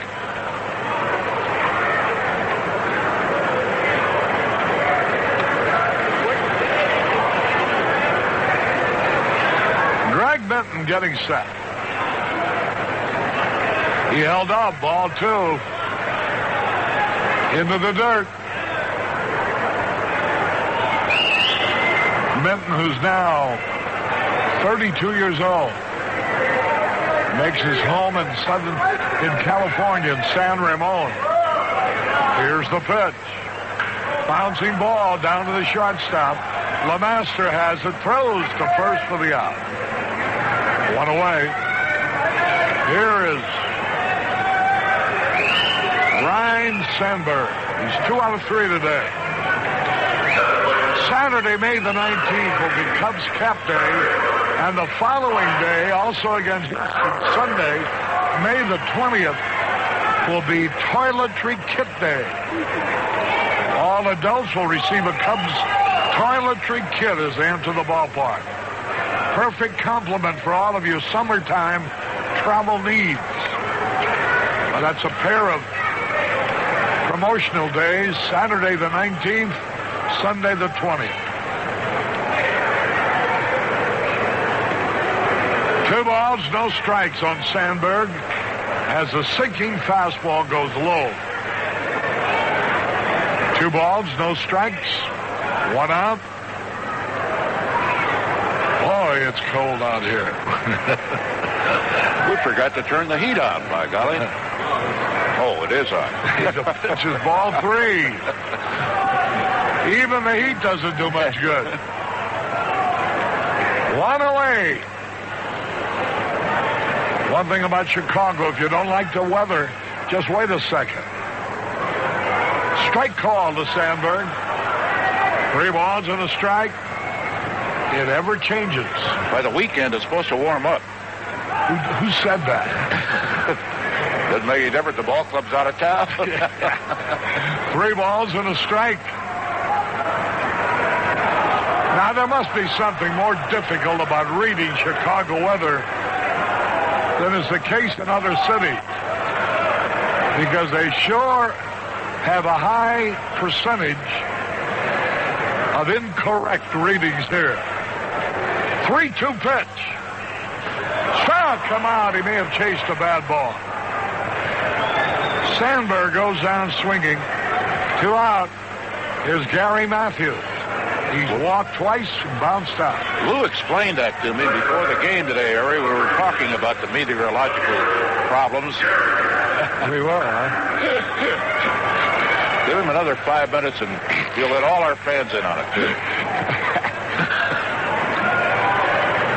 What I like is some of the terminology that is used. They give you all these words, and all they have to do is look out of the window and can tell you it's raining. 1 ball, no strikes, 2 out, nobody on.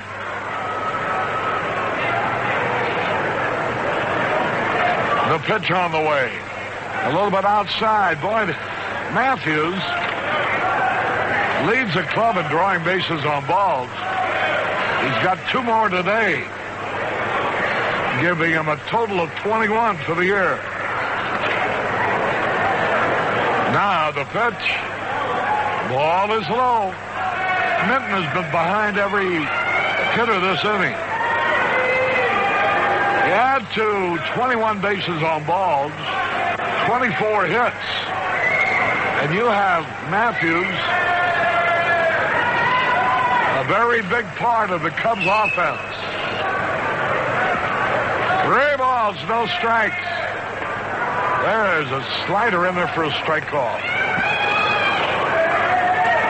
2 men out. Here's the pitch. Bouncing ball up the middle. Nice play by LeMaster. Throws to first for the out.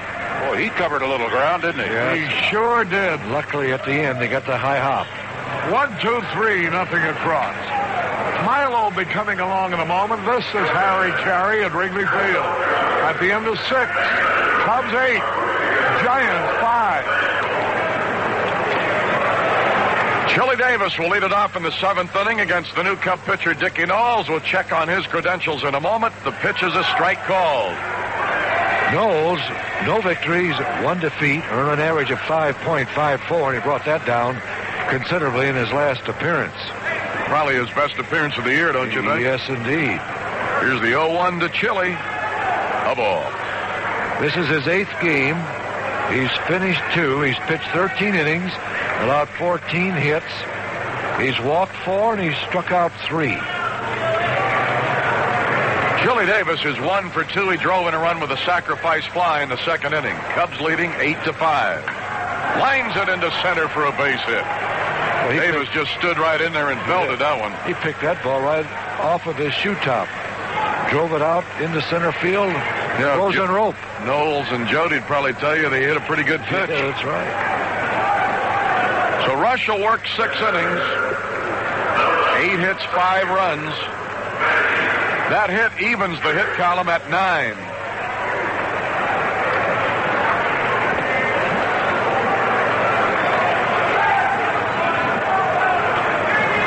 Manny Trio homered in the 1st, struck out in the 2nd, bounced out to Durham in the 5th.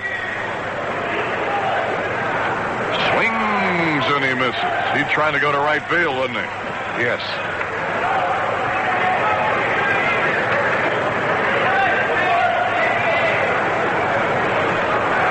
This is Knowles' first appearance against the Giants this year. He was 0-1 with them last year. Throw to first, not close. Lifetime, Dickey is 1-3 with the Giants. Knowles with a fastball curve, slider sometimes. His off speed is a straight change. Working here with a runner on and nobody out. 0-1 to Trio. Breaking ball missing, and it's 1. Makes that 2-1. Well, the weatherman did it to the Pirates again, huh, Vinny? Yeah. Rained out again. They're not sure when they're going to make it up because they were rained out last night again. They're going to have a flock of doubleheaders, aren't they? Yeah. That's rough on both ball clubs. 2-1. That's a ball, and especially when it's with a Western Division club, and the Padres will only be in there one more time. It's got to be it.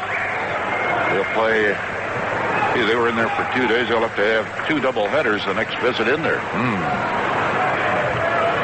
3 balls, 1 strike. Trio waiting. Oliver due up next. Chili Davis with a big lead at first. He's going. Here's the pitch. Swing and a bouncer through the vacated hole on the left side. They've set up shop here against Knowles with 2 straight hits, and that one coming on the hit and run. Ball moving over to cover second on the hit and run. Very seldom will a shortstop cover second base with a count of 3-1 on the hitter. Normally, that means he's going to pull the ball. Yeah. Didn't he start a little early? Yes, he did. That was an indication that Trio knew who was going to cover second base before the pitch was thrown to him. Here's Al Oliver, 2 on, nobody out. A strike call to Al, who has bounced out, flied out, and walked. He's 2 for 7 in the series with an RBI. Dickie Knowles has the sign, stretches. Here's the pitch. Swing and a foul. He's out in front of Oliver, 2 strikes. Jack Clark due up next. They've played 4 innings in Oakland, and the only other game that's going, Seattle and Oakland at Oakland, 1-1 as they go to the 5th.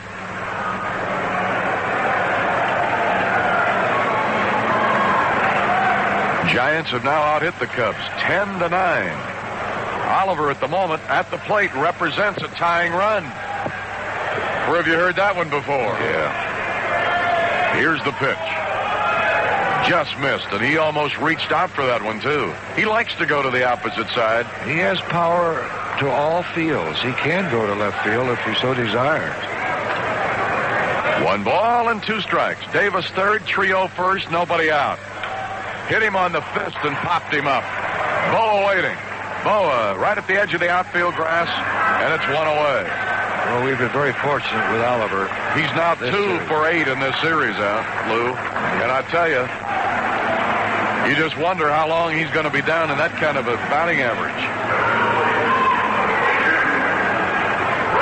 Here is Clark. Clark is 0 for 3 today. Last time in the 5th inning, with 2 on, Russell got him to wrap into a double play. The Cubs now have 20 double plays for the year. Here we are in the 7th inning. Jack Clark facing new pitcher Dickie Knowles, trying to protect the lead for Rick Russell. This jam he's in is of his own doing. 2 straight hits by Davis and Trio, and the pitch to Clark is a ball. Richards, who replaced Dusty Baker, who's had enough problems with a knee and an ankle and now a hamstring, had to leave the game. Here's the pitch. Low outside, ball 2.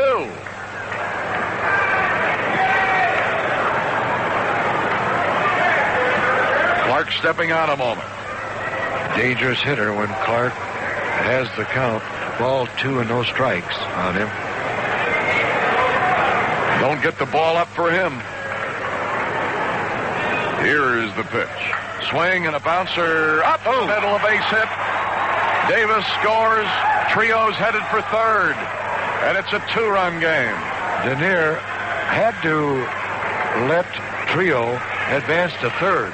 If he makes the throw to third, the tying run will get into second base. He might have had a shot at him. And it seems to me that infield is as hard as rocks, the way those ground balls are bouncing through there. Like we talked about before, normally this is when the thing's been baked by the sun all summer, but Vinny suggested maybe it hasn't thawed out yet. You know, it really bothers me here. Yesterday we scored 10 runs and wind up with a nail-biter before we hang on to a win. Today we have another 7-run inning, have 8 runs on the board, and we're in danger of losing the lead here. And they're going to put Big Tim Stoddard to work in the bullpen. The hitter due is Gene Richards. He'll be batting for the 2nd time in the 6th inning. His first trip to the plate today bounced out to start that 6th inning, bouncing to Durham. But Jim Fry went out to have a little heart-to-heart with Knowles, and Jody Davis was the listener. And here is Richards with runners on the corners. The tying runners are aboard. Well, we haven't had an easy one all year. Why should we have one today? Swings and loops one down the left side. That's trouble. It's a fair ball. Kicks over into the bullpen. A run is in, and they'll have runners at second and third. It's a 1-run game. Trio scores from third. Clark gets around to third. Richards gets his first double of the year, and he gets a run batted in. Oh, dear. That's 12 hits for the Giants. It's now an 8-7 game, Cubs. A fly ball of any depth makes it a new game. Youngblood 0 for 3 today. Clark at third. Richards at second. First base empty. There's only 1 out. 2 runs have scored. And the Giants are right at you again. Knowles, who pitched so well the last time out, is on the other side of the ledger here today, and that's a strike call. No balls, 1 strike. Stoddard heating up in that bullpen, and he's got to heat up in a hurry today, and it's not easy to do. It's chilly and it's windy. Here's the 0-1. Hit him on the fist, popped him foul out of play back to the right. And several times in this inning, he's been ahead of hitters, 2 strikes. Whether he lets up or starts aiming the ball or what, but there have been 4 hits in the inning, and 2 runs have scored, and 2 more runners are in scoring position.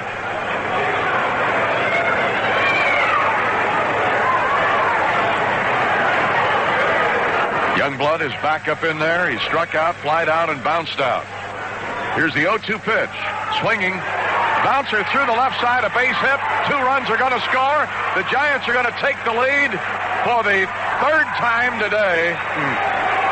And Youngblood, who you wouldn't throw a fastball to if your life depended on it, Knowles did, and he paid the dear price on an 0-2 pitch. Fastball on an 0-2 pitch, you are correct.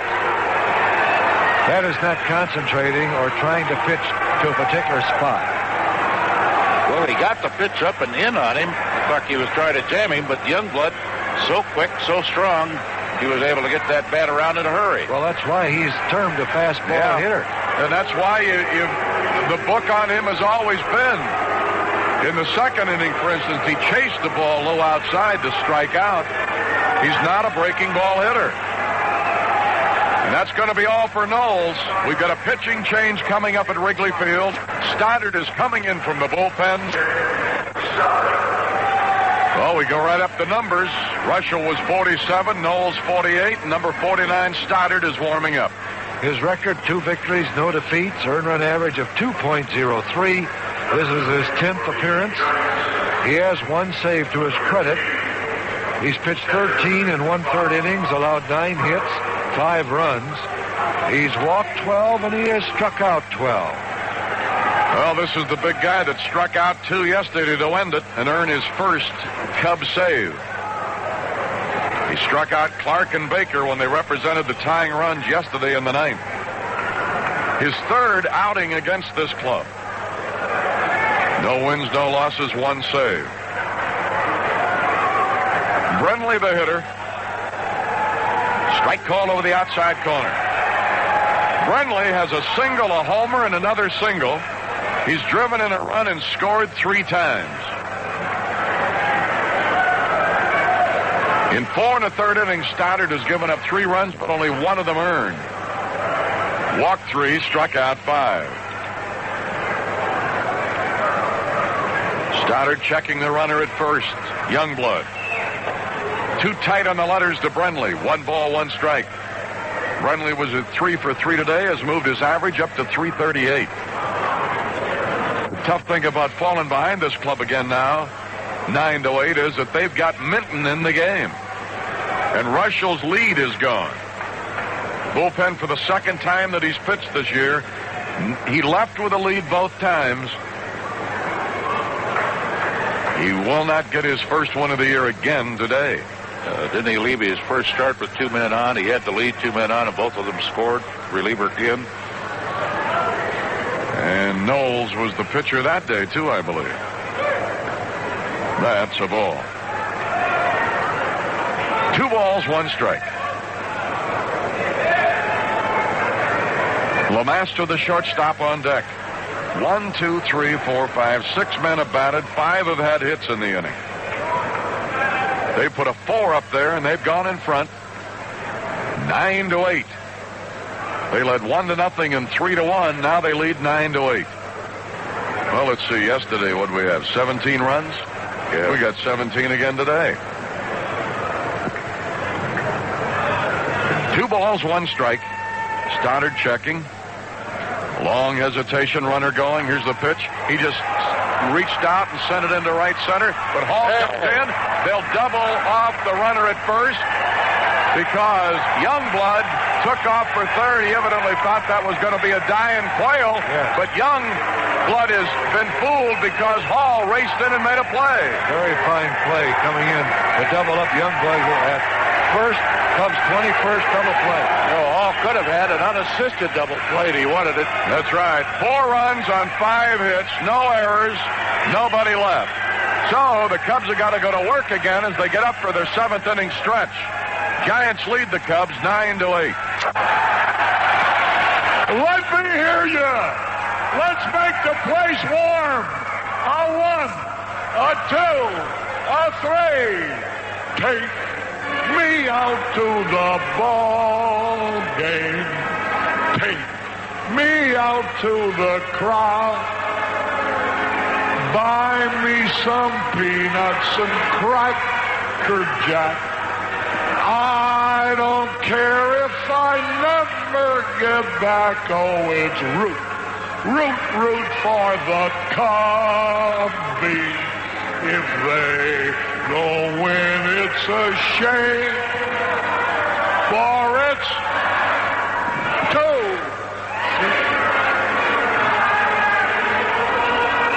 ball game.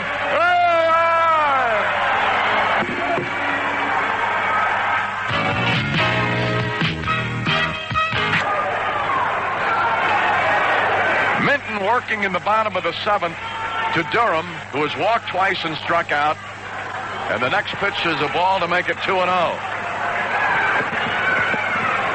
Durham has hit safely in 17 of the last 19 games. He's hitting .329. Minton winding, and here's the pitch.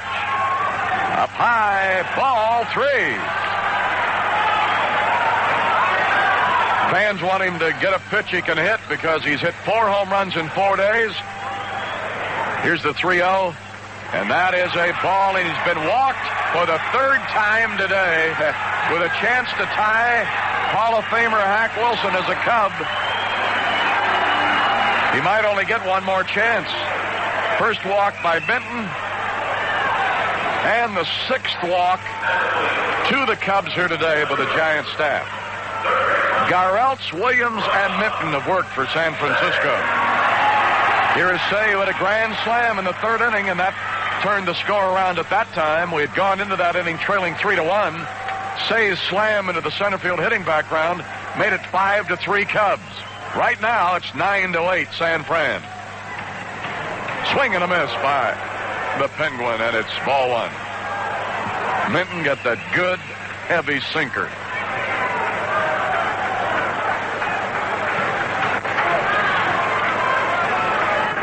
No balls and a strike. Lee Smith getting ready to loosen in the Cub bullpen. The pitch. Swing and a foul back. He's out in front. 0-2.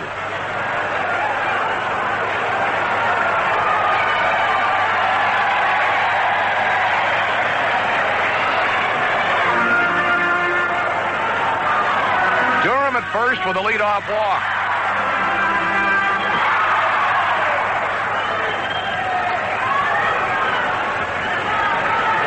Minton will stay with that sinker almost all the way.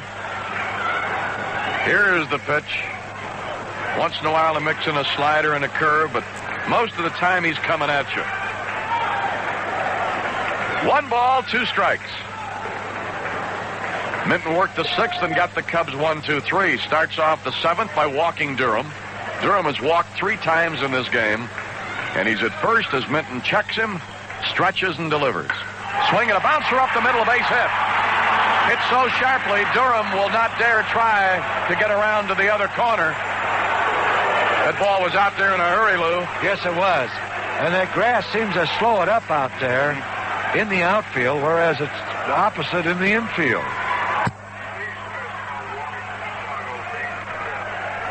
2 on, nobody out. Mel Hall, the batter. Mel's 1 for 2 today, had a double in the 5th inning. You know, a couple of instances you look at here. You got a leadoff double in the 4th out of Sandberg. He never scored. A leadoff double in the 5th by Hall, and he never scored. That's right. And like the old story, boy, in this park on this kind of a day, you can't get too many. Right now it's 9-8 Giants. Cubs have something going with Hall batting, 2 men on, nobody out. Stretch pitch to Hall. A little outside a ball, and it's 1-0. Hall walked in the 3rd, went to 2nd on a balk, 3rd on a wild pitch, and scored on a single by Davis. In the 5th, he doubled. The only time they got him was in the 2nd when he flied to right. 1 ball, no strikes. Hall with a .317 batting average, waiting on Minton. Here's the pitch. Runner's going. He bunts it, and it's foul off here to the left.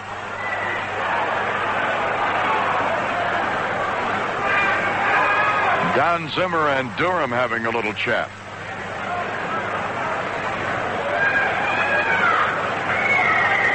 So Durham going back to second.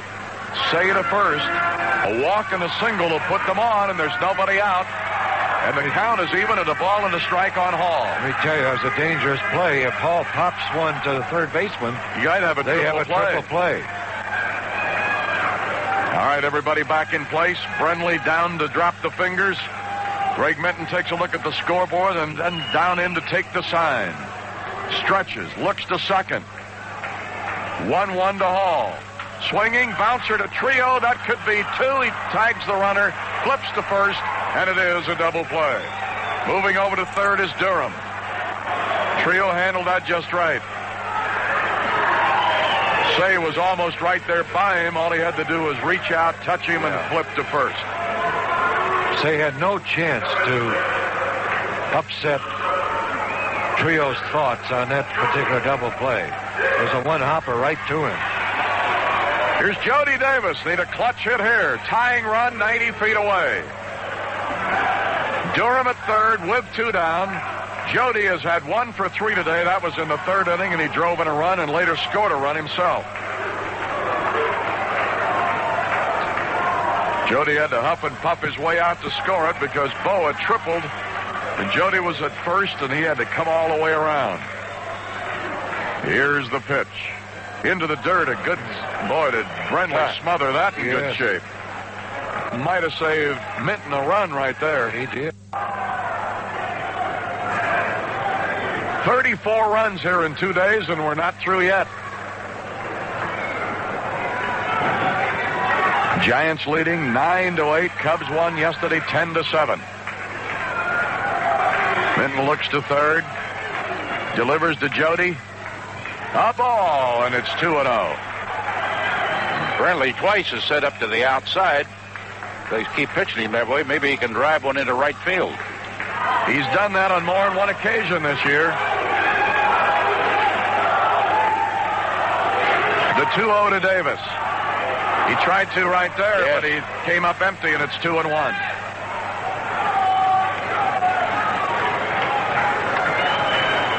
Two balls, one strike. Jody trying to get that hit with two out that can put you into the tie and then start over. We're in the seventh inning. Here's the 2-1. A little low outside. 3-1. Lee Smith continues to throw in the Cub bullpen. They have used starters Scott, Garrelts, Williams, and Minton. The Cubs have used Rushell, Knowles, and Stoddard. Seventh inning as Davis waits on a 3-run from Greg Minton. Here's the pitch for the runner at third. Swings and lines it into right field, a base hit. Durham scores. We're tied at 9. And Minton, who usually throws you that heavy sinker, got the ball up for Jody. Boy, he got it up, and Jody... He's lucky he didn't hit it out of here. Yes, he lined it in the left field. Another hit and another run batted in for Davis. Oh, and a big one. Here's Larry Bow at 2 for 3. Davis keeps a good ratio against the Giants going. That gives him 6 hits against them and 6 RBIs as well against the Giants. Larry Bow waiting. Tried to bunt his way on, but fouled it off, and it's strike one. Now Youngblood won't stay back so far.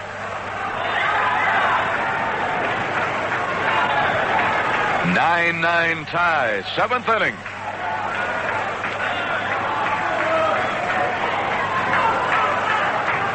Here's the pitch. Outside. Count is even at a ball and a strike. He can hit another triple. He'll get Jody yet. And then Jody will need another day off tomorrow after the day off yesterday. Here's the 1-1. Swing and a liner right back to the feet of Minton. He grabs it. It's a catch, and the side is retired. Good reaction by Minton. Yes. 1 run, 2 hits. Davis with the clutch hit that drove in Durham, who opened the inning with a walk. No errors, 1 left. So we got 2 innings to decide this one. We're tied 9-9. Tim Stoddard, who came in and got a double play, an odd one, but it ended a big inning for the Giants. They had scored 4, and that took them out of getting any more. Then in the bottom of the inning, Cubs came back to tie, so we're 9-9. Lavelle, left-hander and a good one, has started to throw in the Giant bullpen. As we go to the 8th inning, Milo Hamilton with Lou Boudreau and Vince Lloyd.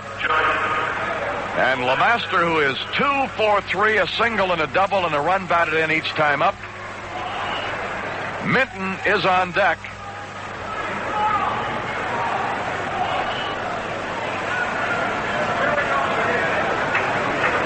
So Stoddard looks in to get the sign from Jody.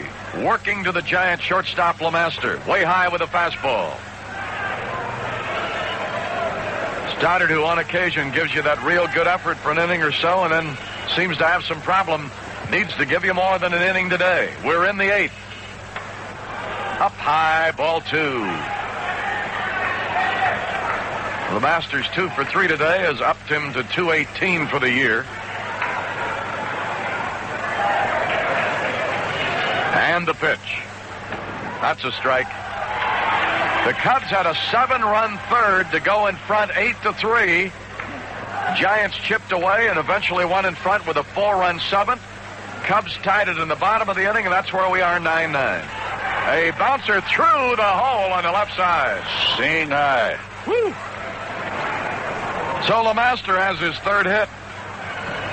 We got to change the book on him because somebody's been getting him out. He came to town hitting about 200. That's why he was dropped to the 8th spot. So today he gets 3 for 4. Now Minton will bat for himself. And as he bats, Lavelle stops throwing in the bullpen.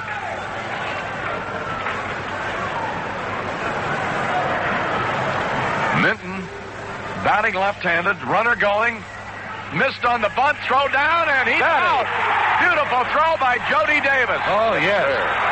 I think that was supposed to be a surprise maneuver with a run and bunt on, but Jody was alert, fired that ball right to Sandberg, and LeMaster was a dead duck. Boy, what concentration the catcher has to have because Minton was right up in there moving the bat around to bunt.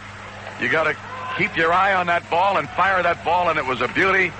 So the leadoff batter, LeMaster, caught stealing, 1 down, and you've got a 1-1 count to Minton. Pitch on the way.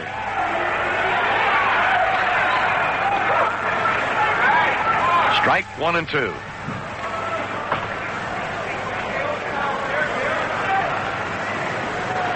Stoddard ready.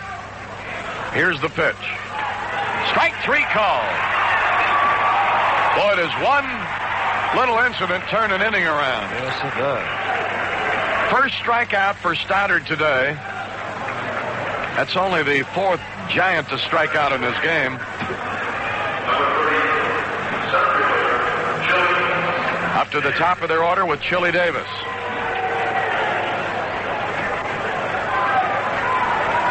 Chili's had a couple of hits today. Driven in a run, scored a run. Batting with nobody on in front of him and 2 down. Sends a high pop out into right center. Hall's play to make. Hey, look out! Oh, he had to back up and catch it off to the side, but there's that wind again. Oh, yes. Have to be careful of that wind, especially when they're hit that high. No runs, 1 hit, no errors, a caught stealing, and nobody left. Let's see if that can buoy our hitters. We go to the bottom of the 8th, tied 9-9. Richie Hebner steps in to be the pinch hitter. He's done quite a job with that bat for this club in the young season. He's hitting .563, 1 homer that won a game. That's a ball. Get 3 runs batted in.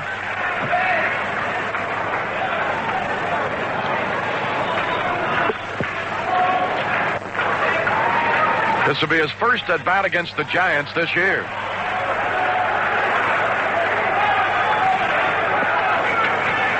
Two balls and no strikes.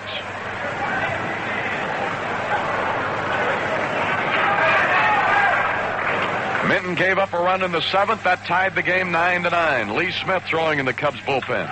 There's a drive to right. Going. And Hey, sir. Holy Toledo. Well, he jacked that one up.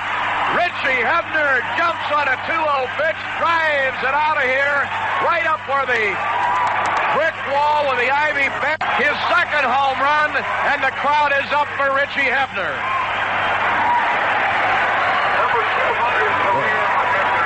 And a significant milestone for Hebner. Yes, sir. It's 200th career home run.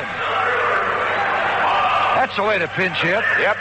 Well, Hebner now, with that homer, Minton has thrown 3 gopher balls this year, and the Cubs have 2 of them. Sandberg hit the other one. 10-9 Cubs.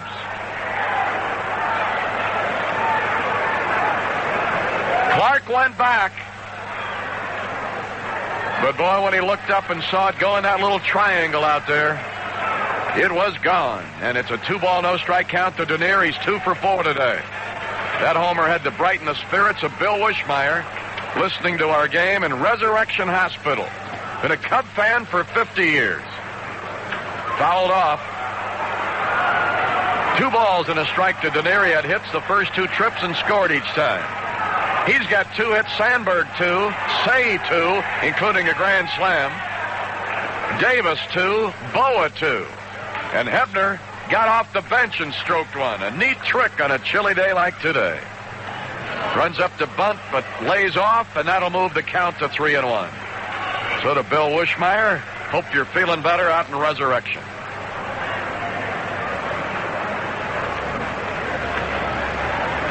Three balls, 1 strike. There's a bouncer foul, third base side. Zimmer, yeah, look at old Popeye. Hey, Popeye, you nonchalanted that one. Made it look easy. Flips it to Big Lee Wire, who throws it out of the game.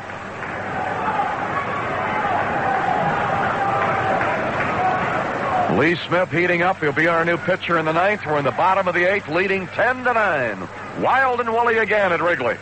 Down low, he walked him. Another run wouldn't hurt a thing. Oh, no. We'll take it. Let's get in a break for our network. Milo Hamilton, Lou Boudreau, Vince Lloyd, Cubs Radio from Chicago on the WGN Chicago Cubs Baseball Network. This is WGN Radio, Chicago. And some of those stations were Harbondale, Illinois, WCIL. In Wabash, Indiana, WKUZ FM. And another newcomer this year in Elkader, Iowa, KADR. Elkader? Yep. Up in Jack Dittmer's hometown. Here is Sandberg, 2 for 4 with a run batted in. Throw over to first, not close. Rhino, when he got a hit in the first inning, gave him an 11-game hitting streak. That's the longest by any Cub this year. He came in tied with Durham at 10. Got his batting average up to 215, thrown over, and that was close. Oh, yes, Denier was caught napping because Minton, instead of going into a stretch, just turned and threw right over to first base. Almost caught Denier. Denier goes right back to a pretty good lead. Throw over there again, doesn't get him. I think that Jimmy Fry may wait for 1 pitch before he puts on a steal or a hit and run. In this particular spot, I would say a hit and run. Stretches again. Long look, runner not going. Rhino squared away to bunt, way down low with that sinker. Ball 1, no strikes. Well, Milo, just occurred to me. Cardinal fans might be listening to this game down in St. Louis. It's right outside of town. Highland, Illinois, carried the game today. WINU. Right on. All right, ready again. Now we may see some action.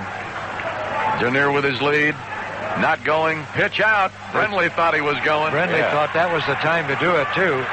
With a 1 ball and no strike count. Now he's behind the ball 2, no strikes. Cubs have been out hit 14-12, but they're leading in the score 10-9. Stretching and looking. Oh, he's bothering him a little. By making that little fake break, it caused Minton to step away. Denier with good speed has his lead. He's checked by Minton. Throw over, dives back, makes it. Well, he had a good lead that time, too. He doesn't take many leads that aren't. He'll dare you. He stole a base in the 3rd inning. This can upset a pitcher, not only the pitcher, but also infielders have to be alert. Another throw over, makes it back. In the 1st inning, he bothered the starter, Garrelts, and he threw one over to first base that Oliver couldn't handle, and Denier got to third and scored on a Sandberg single. So Denier's speed has led directly to 2 runs in this game. Might lead to another. He's going. Swing and a miss. Throw down. Stolen base. Nice job by Sandberg, too, wasn't it? Yeah, hit and run was on. Yep, did everything he could. Yes, he had to swing at the pitch, although it was outside. Yeah. And Brindley just couldn't get a hold of it to throw quickly. That'd give him about 8. That gives him 8. 8 stolen bases for Denier.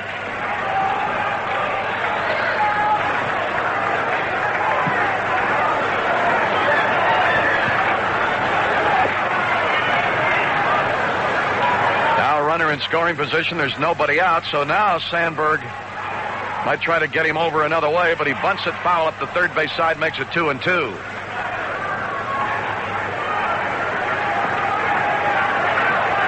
Not only has Lee Smith been throwing in the bullpen, but Gary Woods loosening up out there, apparently to come in for defensive purposes. Of his 8 stolen bases, 3 of them are against the Giants. He stole one with Krukow on the mound in the second game of the year. That was the game that he became injured in, you may remember, when he hit that center field wall so awkwardly at Candlestick.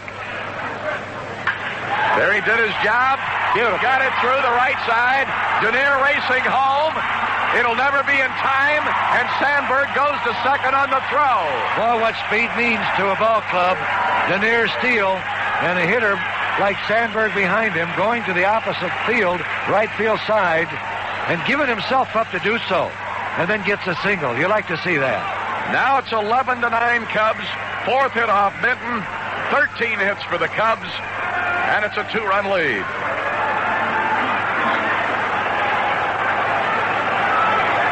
It's the 3rd time today that Denier's speed has led to a run.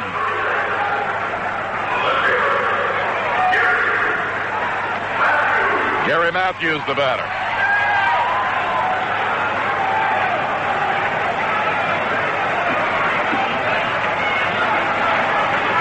Matthews hitless in 2 trips, walked the first 2 times up, swings and misses at a breaking ball.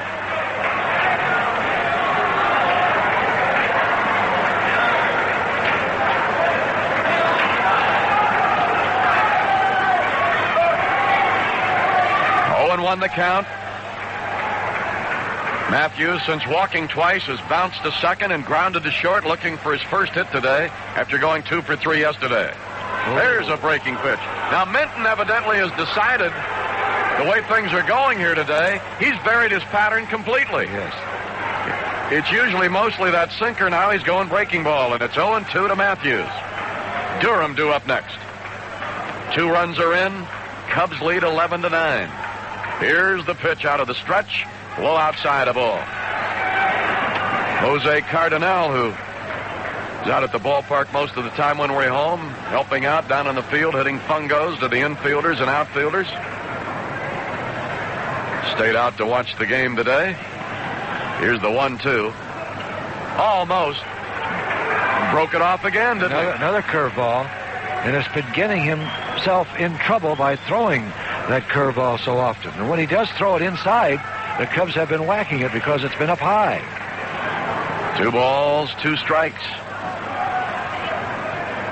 Long time to get the sign. Sandberg, good speed, second base. The pitch. Breaking pitch, and he caught him looking. I don't think Matthews thought he'd throw him another breaking ball. Caught the outside corner. Minton's second strikeout, 6th strikeout of a Cub in the game.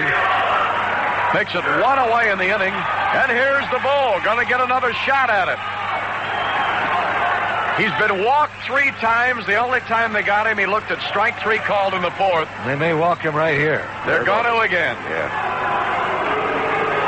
Well, that's a tough way to not have a chance to tie a record held for so long by Hack Wilson.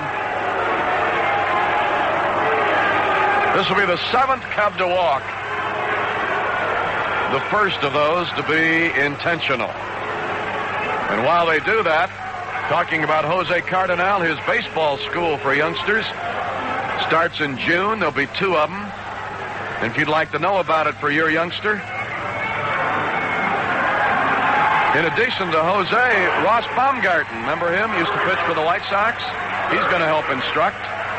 So if you'd like to know about it, your youngster for Jose Cardinal's baseball school, call 998-5252 and ask for Jeff Blatt.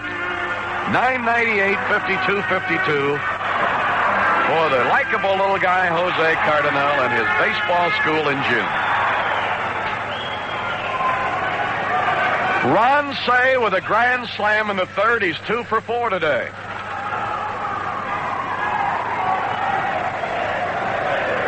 Minton looking. Runners first and second, one out.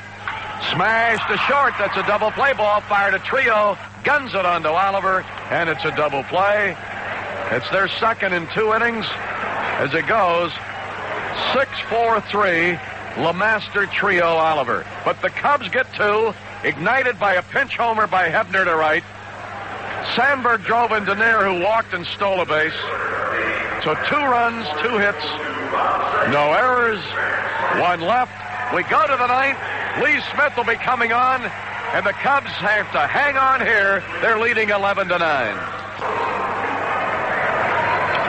We go to the 9th. New left fielder Woods, new pitcher Smith.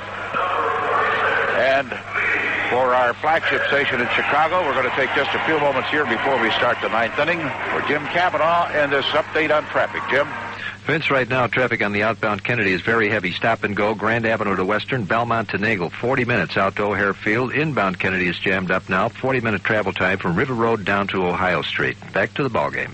2 victories, 2 defeats, pitched 4. His earned run average is 4.42.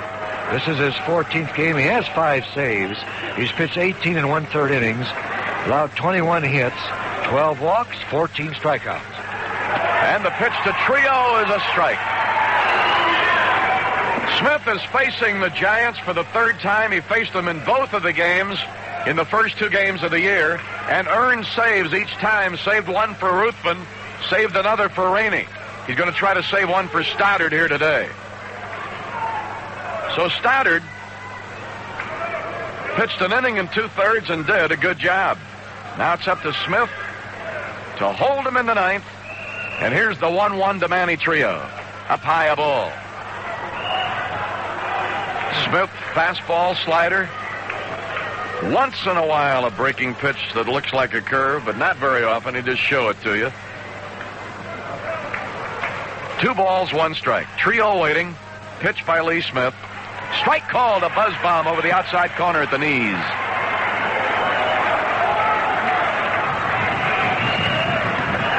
Two balls, 2 strikes to the leadoff hitter in the 9th inning. Oliver due up next. Boy, you talk about unpredictable. These 2 games have been. 10-7 yesterday, Cubs. Leading 11-9 right now. Hit him on the fist, sends it out into left center field. Woods, who just came on, will give way to Denier. Woods came across, but Denier is the traffic cop out there. Makes the play, and it's 1 away in the 9th.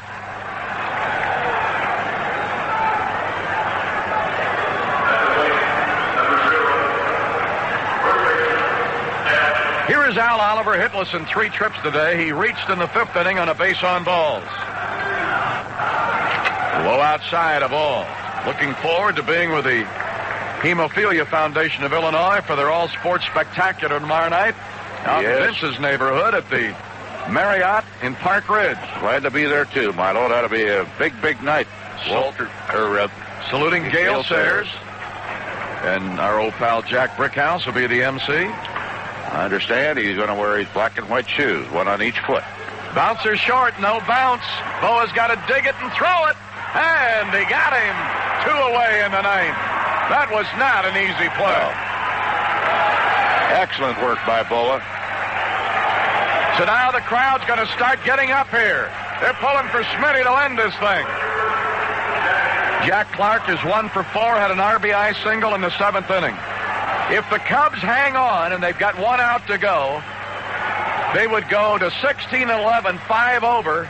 That would be a new high water mark this year as far as being over the 500 mark. Here's the pitch from Smith to Clark. strike over the outside corner. Remember, after the game, Vinny will have the scoreboard, and then in Chicago, Bobby Collins will do his thing. No balls and a strike.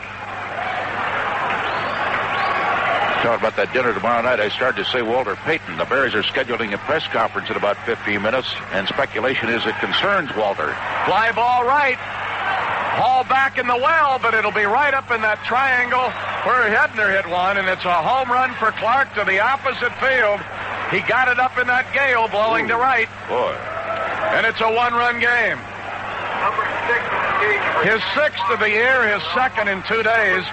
He hit one in the center field background here yesterday.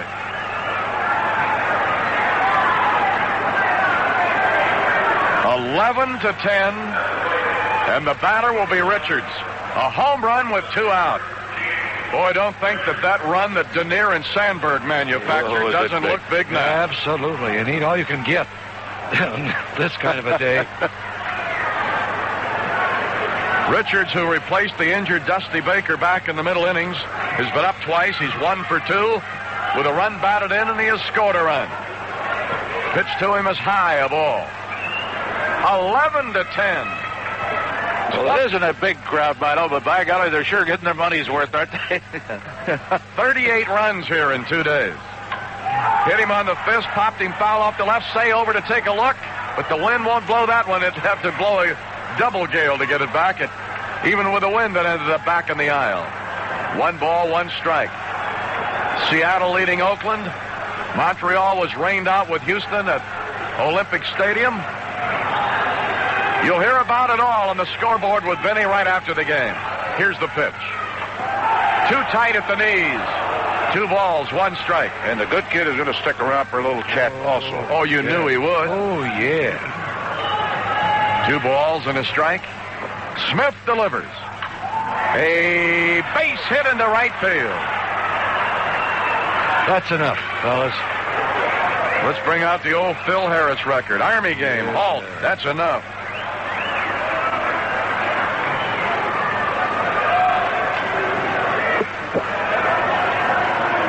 They've got 16 hits. They've out-hit the Cubs 16-13. And here's Youngblood. I'll tell you, neither team has wasted many opportunities today when you look at the left on base totals. No, I tell you, we've had 2 of those typical Windy City day games at Wrigley Field. No lead has been saved. Look at yesterday. Cubs are in front 10-0, and Stoddard struck out the last batter representing the tying run to end the game. Now they've got the tying run on here in the 9th. Foul back into the screen by Youngblood. And here's power against power. Smith, a good fastball pitcher against a fastball hitter. And he hit a fastball in the 7th inning off Knowles for a 2-run single that put them in front 9-8 at the time. Right now it's 11-10 Cubs. Smitty needs an out. So do the Cubs, if you're going to take this series from the Giants today. This stretch and the 0-1 pitch. High with a fastball, 1-1.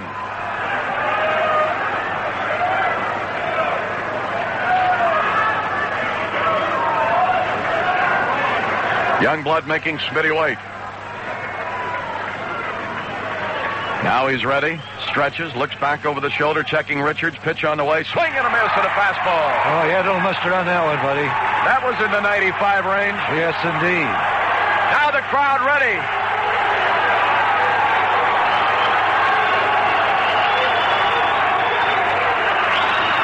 One ball, 2 strikes. Sign given by Jody Davis. Richards with the lead at first base. Smith checks him. The 1-2 to Youngblood, runner going. Throw down to second. And it's safe. Yeah. The pitch was inside to Youngblood. I think that was a surprise. I don't think Smitty had any idea he'd be going. No, well, you have to concentrate on the hitter, and that's exactly what Smitty was trying to do. So the tying runs in scoring position with 2 out and a 2-2 count. 4 stolen bases for Richards this year. Now the picture has changed. Rear back and bring it. 2 balls, 2 strikes, 2 outs, runner second base. Smith trying to protect a 1-run lead. 9th inning. Here comes the 2-2. Swings, pops it right side. Hall over. Now he goes back. That ball's blown over him. Run scores, we're tied. Youngblood's headed for third. And now they've got a go-ahead run at third. Hall started in.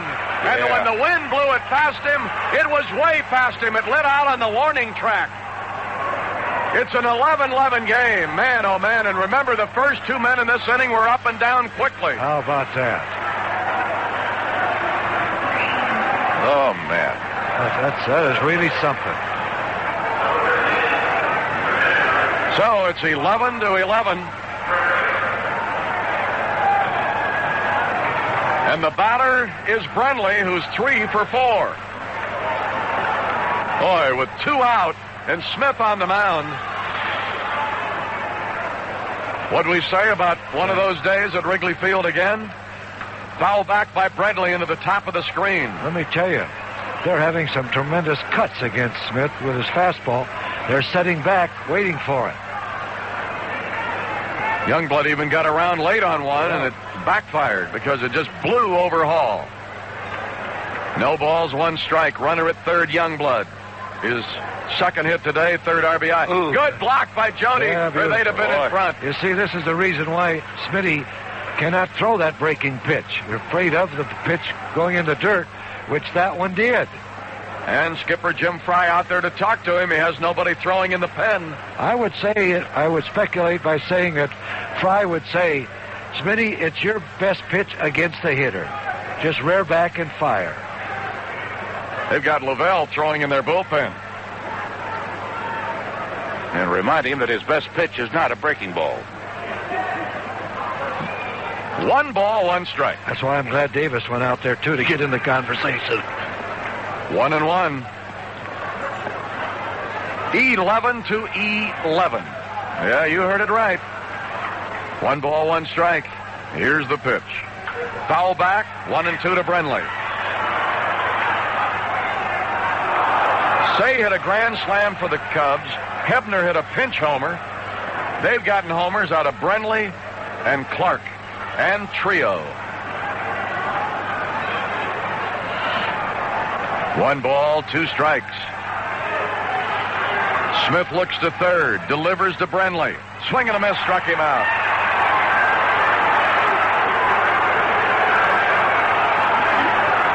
The Giants get a pair after 2 outs. 3 hits. No errors, 1 left. And the Cubs, yep, they've got to do it all over again. They'll come to bat in the 9th. Got to go get them, Cubs. It's 11-11. Mel Hall to lead it off in the bottom of the 9th. Giants 11, Cubs 11. Hall's had 1 for 3 and a walk. He's facing Minton. Minton working in his 4th inning. He worked the 6th, 7th, and 8th, and now ready to start the 9th. Here's the pitch to Hall. Outside of ball. They're giving him everything between first and second. Oliver's about 2.5 feet off the first baseline. 1 ball, no strikes. And that's a ball. 2-0 to Hall. Jody Davis due up next. And with that, Frank Robinson's going to have a little chat. Minton has not been the Minton that we've seen in the past. Oh, you've got that right. Oh. They're going to start their bullpen working. Looks like it'll be Lavelle again. Yes.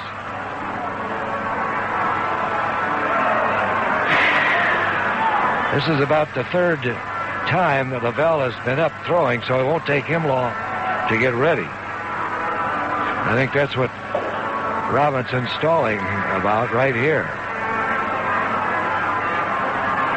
He's going to stay out there until Dutch Runner tells him to leave. Gary Lavelle warming again for the Giants. Lavelle. So the conference breaks up. San Francisco.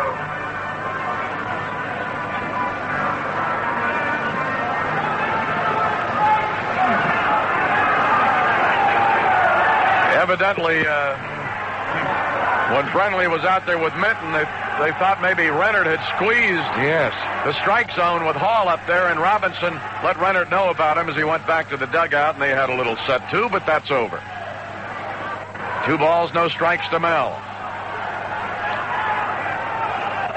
30 hits and 22 runs. Other than that, it's just been another day at the park. The 2-0 to Hall. Swing and a miss, and it's 2-1. Looked like Hall helped him that time. Yes, it looked like the ball was away from him, and he was going to go to the opposite field, but did not have a good swing at that ball. Took one hand off the bat. Yeah. 2 balls, 1 strike. Here's the pitch. There's a looping fly ball, base hit left field. He didn't go away from his idea, did he? No, he didn't, but he kept both hands on the bat on that one. That's 5 hits off Minton. And the Cubs have 14 hits in the game, and it brings up Jody. All right, you Jodies, let's hear you out there. Jody's had 2 hits, driven in 2 runs. Way back in the 3rd inning, the Cubs scored 7 times. That put him in front 8-3. But it didn't last. In fact, they fell behind 9-8. Then tied it at 9, one in front, 11-9, and at the moment it's 11-11. Jody asked to bunt, but it's down low a ball, and he laid off of it. Bottom of the 9th inning. 11 runs each side. Giants have 17 hits. The Cubs have 14 hits. Mel Hall with his 2nd hit of the day is at first base with nobody out. Stretching, there he goes. Swinging, fly ball right field. That's trapped. It was trapped. We really got a break, folks, because if he catches that baby, Hall is doubled up. Oh, yes. Hall didn't know where to go, back to first or to second. Fortunately, Clark did not catch that ball, or we'd have been doubled up at first base. Boy, Jody Davis, he just went right with that baby and took it right into right field. And it just did drop in front of the oncoming Clark. 2 on, nobody out. Boa's job clear cut. Woods is on deck. Remember when Woods came in, he was inserted in the 9 spot. That's where he'll be batting. He replaced Matthews in left field.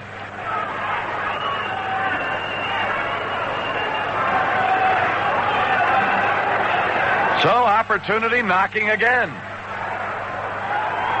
Boa's had a single and a triple. 2 for 4, driven in a run and scored a run. Larry Boa way up on that bat handle. Hall, good speed at second. Jody with not much at first. The bunt is up the third base side. Throwing behind him, safe. Bases are loaded. Youngblood really didn't have a play. No, he just gambled. One thing for Hall, he did not take the fake from LeMaster. When LeMaster ran directly to second base, he didn't move. He stayed right in his leadoff position. Sacrifice and a fielder's choice.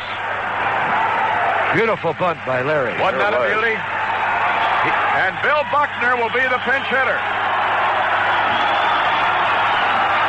That might bring a change from Robinson also with Lavelle ready, Lou. Yes, I believe so.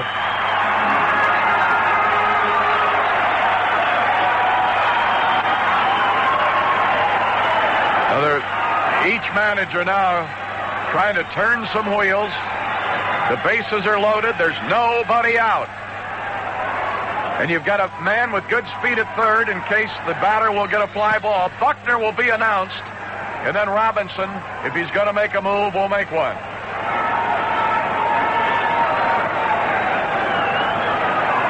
The plate umpire pointing to the PA man to make the announcement, to make sure that Buckner's in the game. Buckner trying to get loose. My memory correct, Buck has come to bat at least twice this year in situations like this, bases loaded. As a pinch hitter. Yes, yes. Now Robinson will come out.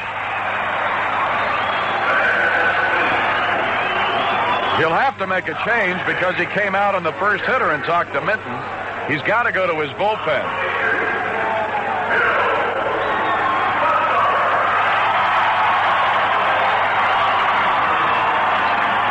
If he does bat, it'll be the first time he's batted against the Giants all year. Robinson has gone to his pen for Lavelle. Pitching change at Wrigley Field. Gary Lavelle, reliever, and a good one with a fastball that sinks, a slider, and he's come up with a forked, split-fingered pitch as well. He's going to face the Cubs for the second time. Worked 2 innings in the first game of the year, gave up a run. Say homered off of him. So let's see what he's been doing against the league from the good kid. Lavelle has won 2, lost 1. He has an earned run average of 3.91. This is his 17th game, highest on the Giants staff. He has 5 saves. He's pitched 25 1/3 innings, allowed 17 hits, 11 runs. He has walked 8 men while striking out 25. All right. Bill Buckner. The infield up. The outfield is up. The bases are loaded. There's nobody out.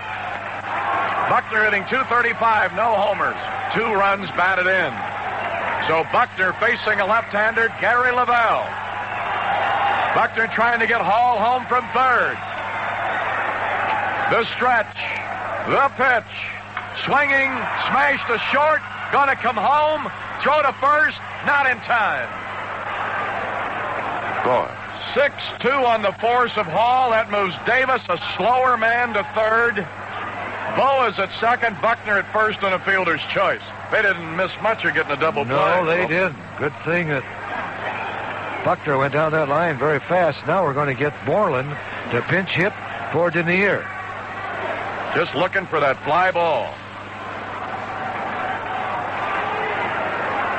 And the pinch runner, excuse me, Cotto will run. Yeah, I thought that might be coming. That's why I pointed it up about the slower man, Davis. You had Hall with speed who could score on a, maybe you might gamble on a short fly ball. But now Cotto will be running at third for Jody Davis.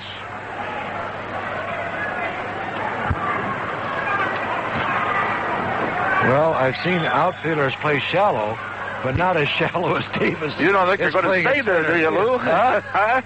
Look at where Davis is. Yeah. Oh, that is That's unbelievable. a deep second base, isn't it? Yes. Moreland is 4 for 10 against the Giants this year with a home run. Moreland is hitting for Denier. All right, 1 out. Cubs trying to break through a tie that's tied at 11. Low outside from Lavelle, ball 1. Well, you're right. I have never seen a complete outfield that shallow. No, I haven't either. I've seen Little League outfielders play deeper than that. Yeah.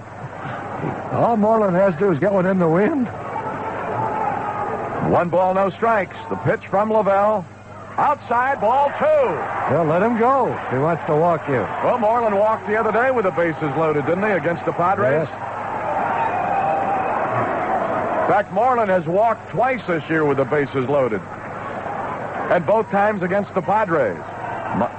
Wouldn't hurt to add the Giants to his list. 2-0, swinging, fly ball. All right. Right field, over Clark's head, base hit. Cotto will come home, and the Cubs have done it again. Pinch hit single by Moreland over the drawn-in outfield.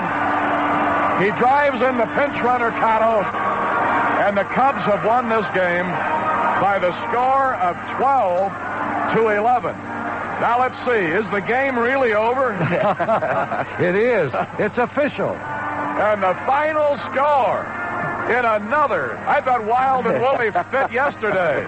Didn't come close to today, did it? No, not today. Wait, Lamara. All right, final score, Cubs 12, San Francisco 11. Thank you for listening to this game on Classic Baseball on the radio. We hope you enjoyed the broadcast. Feel free to browse our library of over 1,000 classic games and be sure to spread the word. Long live baseball. Thank you for listening to this game on Classic Baseball on the radio. We hope you enjoyed the broadcast. Feel free to browse our library of over 1,000 classic games and be sure to spread the word. Long live baseball. Thank you for listening to this game on Classic Baseball on the radio. We hope you enjoyed the broadcast. Feel free to browse our library of over 1,000 classic games and be sure to spread the word. Long live baseball. Thank you for listening to this game on Classic Baseball on the radio. We hope you enjoyed the broadcast. Feel free to browse our library of over 1,000 classic games and be sure to spread the word. Long live baseball. Thank you for listening to this game on Classic Baseball on the radio. We hope you enjoyed the broadcast. Feel free to browse our library of over 1,000 classic games and be sure to spread the word. Long live baseball. Thank you for listening to this game on Classic Baseball on the radio. We hope you enjoyed the broadcast. Feel free to browse our library of over 1,000 classic games and be sure to spread the word. Long live baseball. Thank you for listening to this game on Classic Baseball on the radio. We hope you enjoyed the broadcast. Feel free to browse our library of over 1,000 classic games and be sure to spread the word. Long live baseball. Thank you for listening to this game on Classic Baseball on the radio. We hope you enjoyed the broadcast. Feel free to browse our library of over 1,000 classic games and be sure to spread the word. Long live baseball. Thank you for listening to this game on Classic Baseball on the radio. We hope you enjoyed the broadcast. Feel free to browse our library of over 1,000 classic games and be sure to spread the word. Long live baseball. Thank you for listening to this game on Classic Baseball on the radio. We hope you enjoyed the broadcast. Feel free to browse our library of over 1,000 classic games and be sure to spread the word. Long live baseball. Thank you for listening to this game on Classic Baseball on the radio. We hope you enjoyed the broadcast. Feel free to browse our library of over 1,000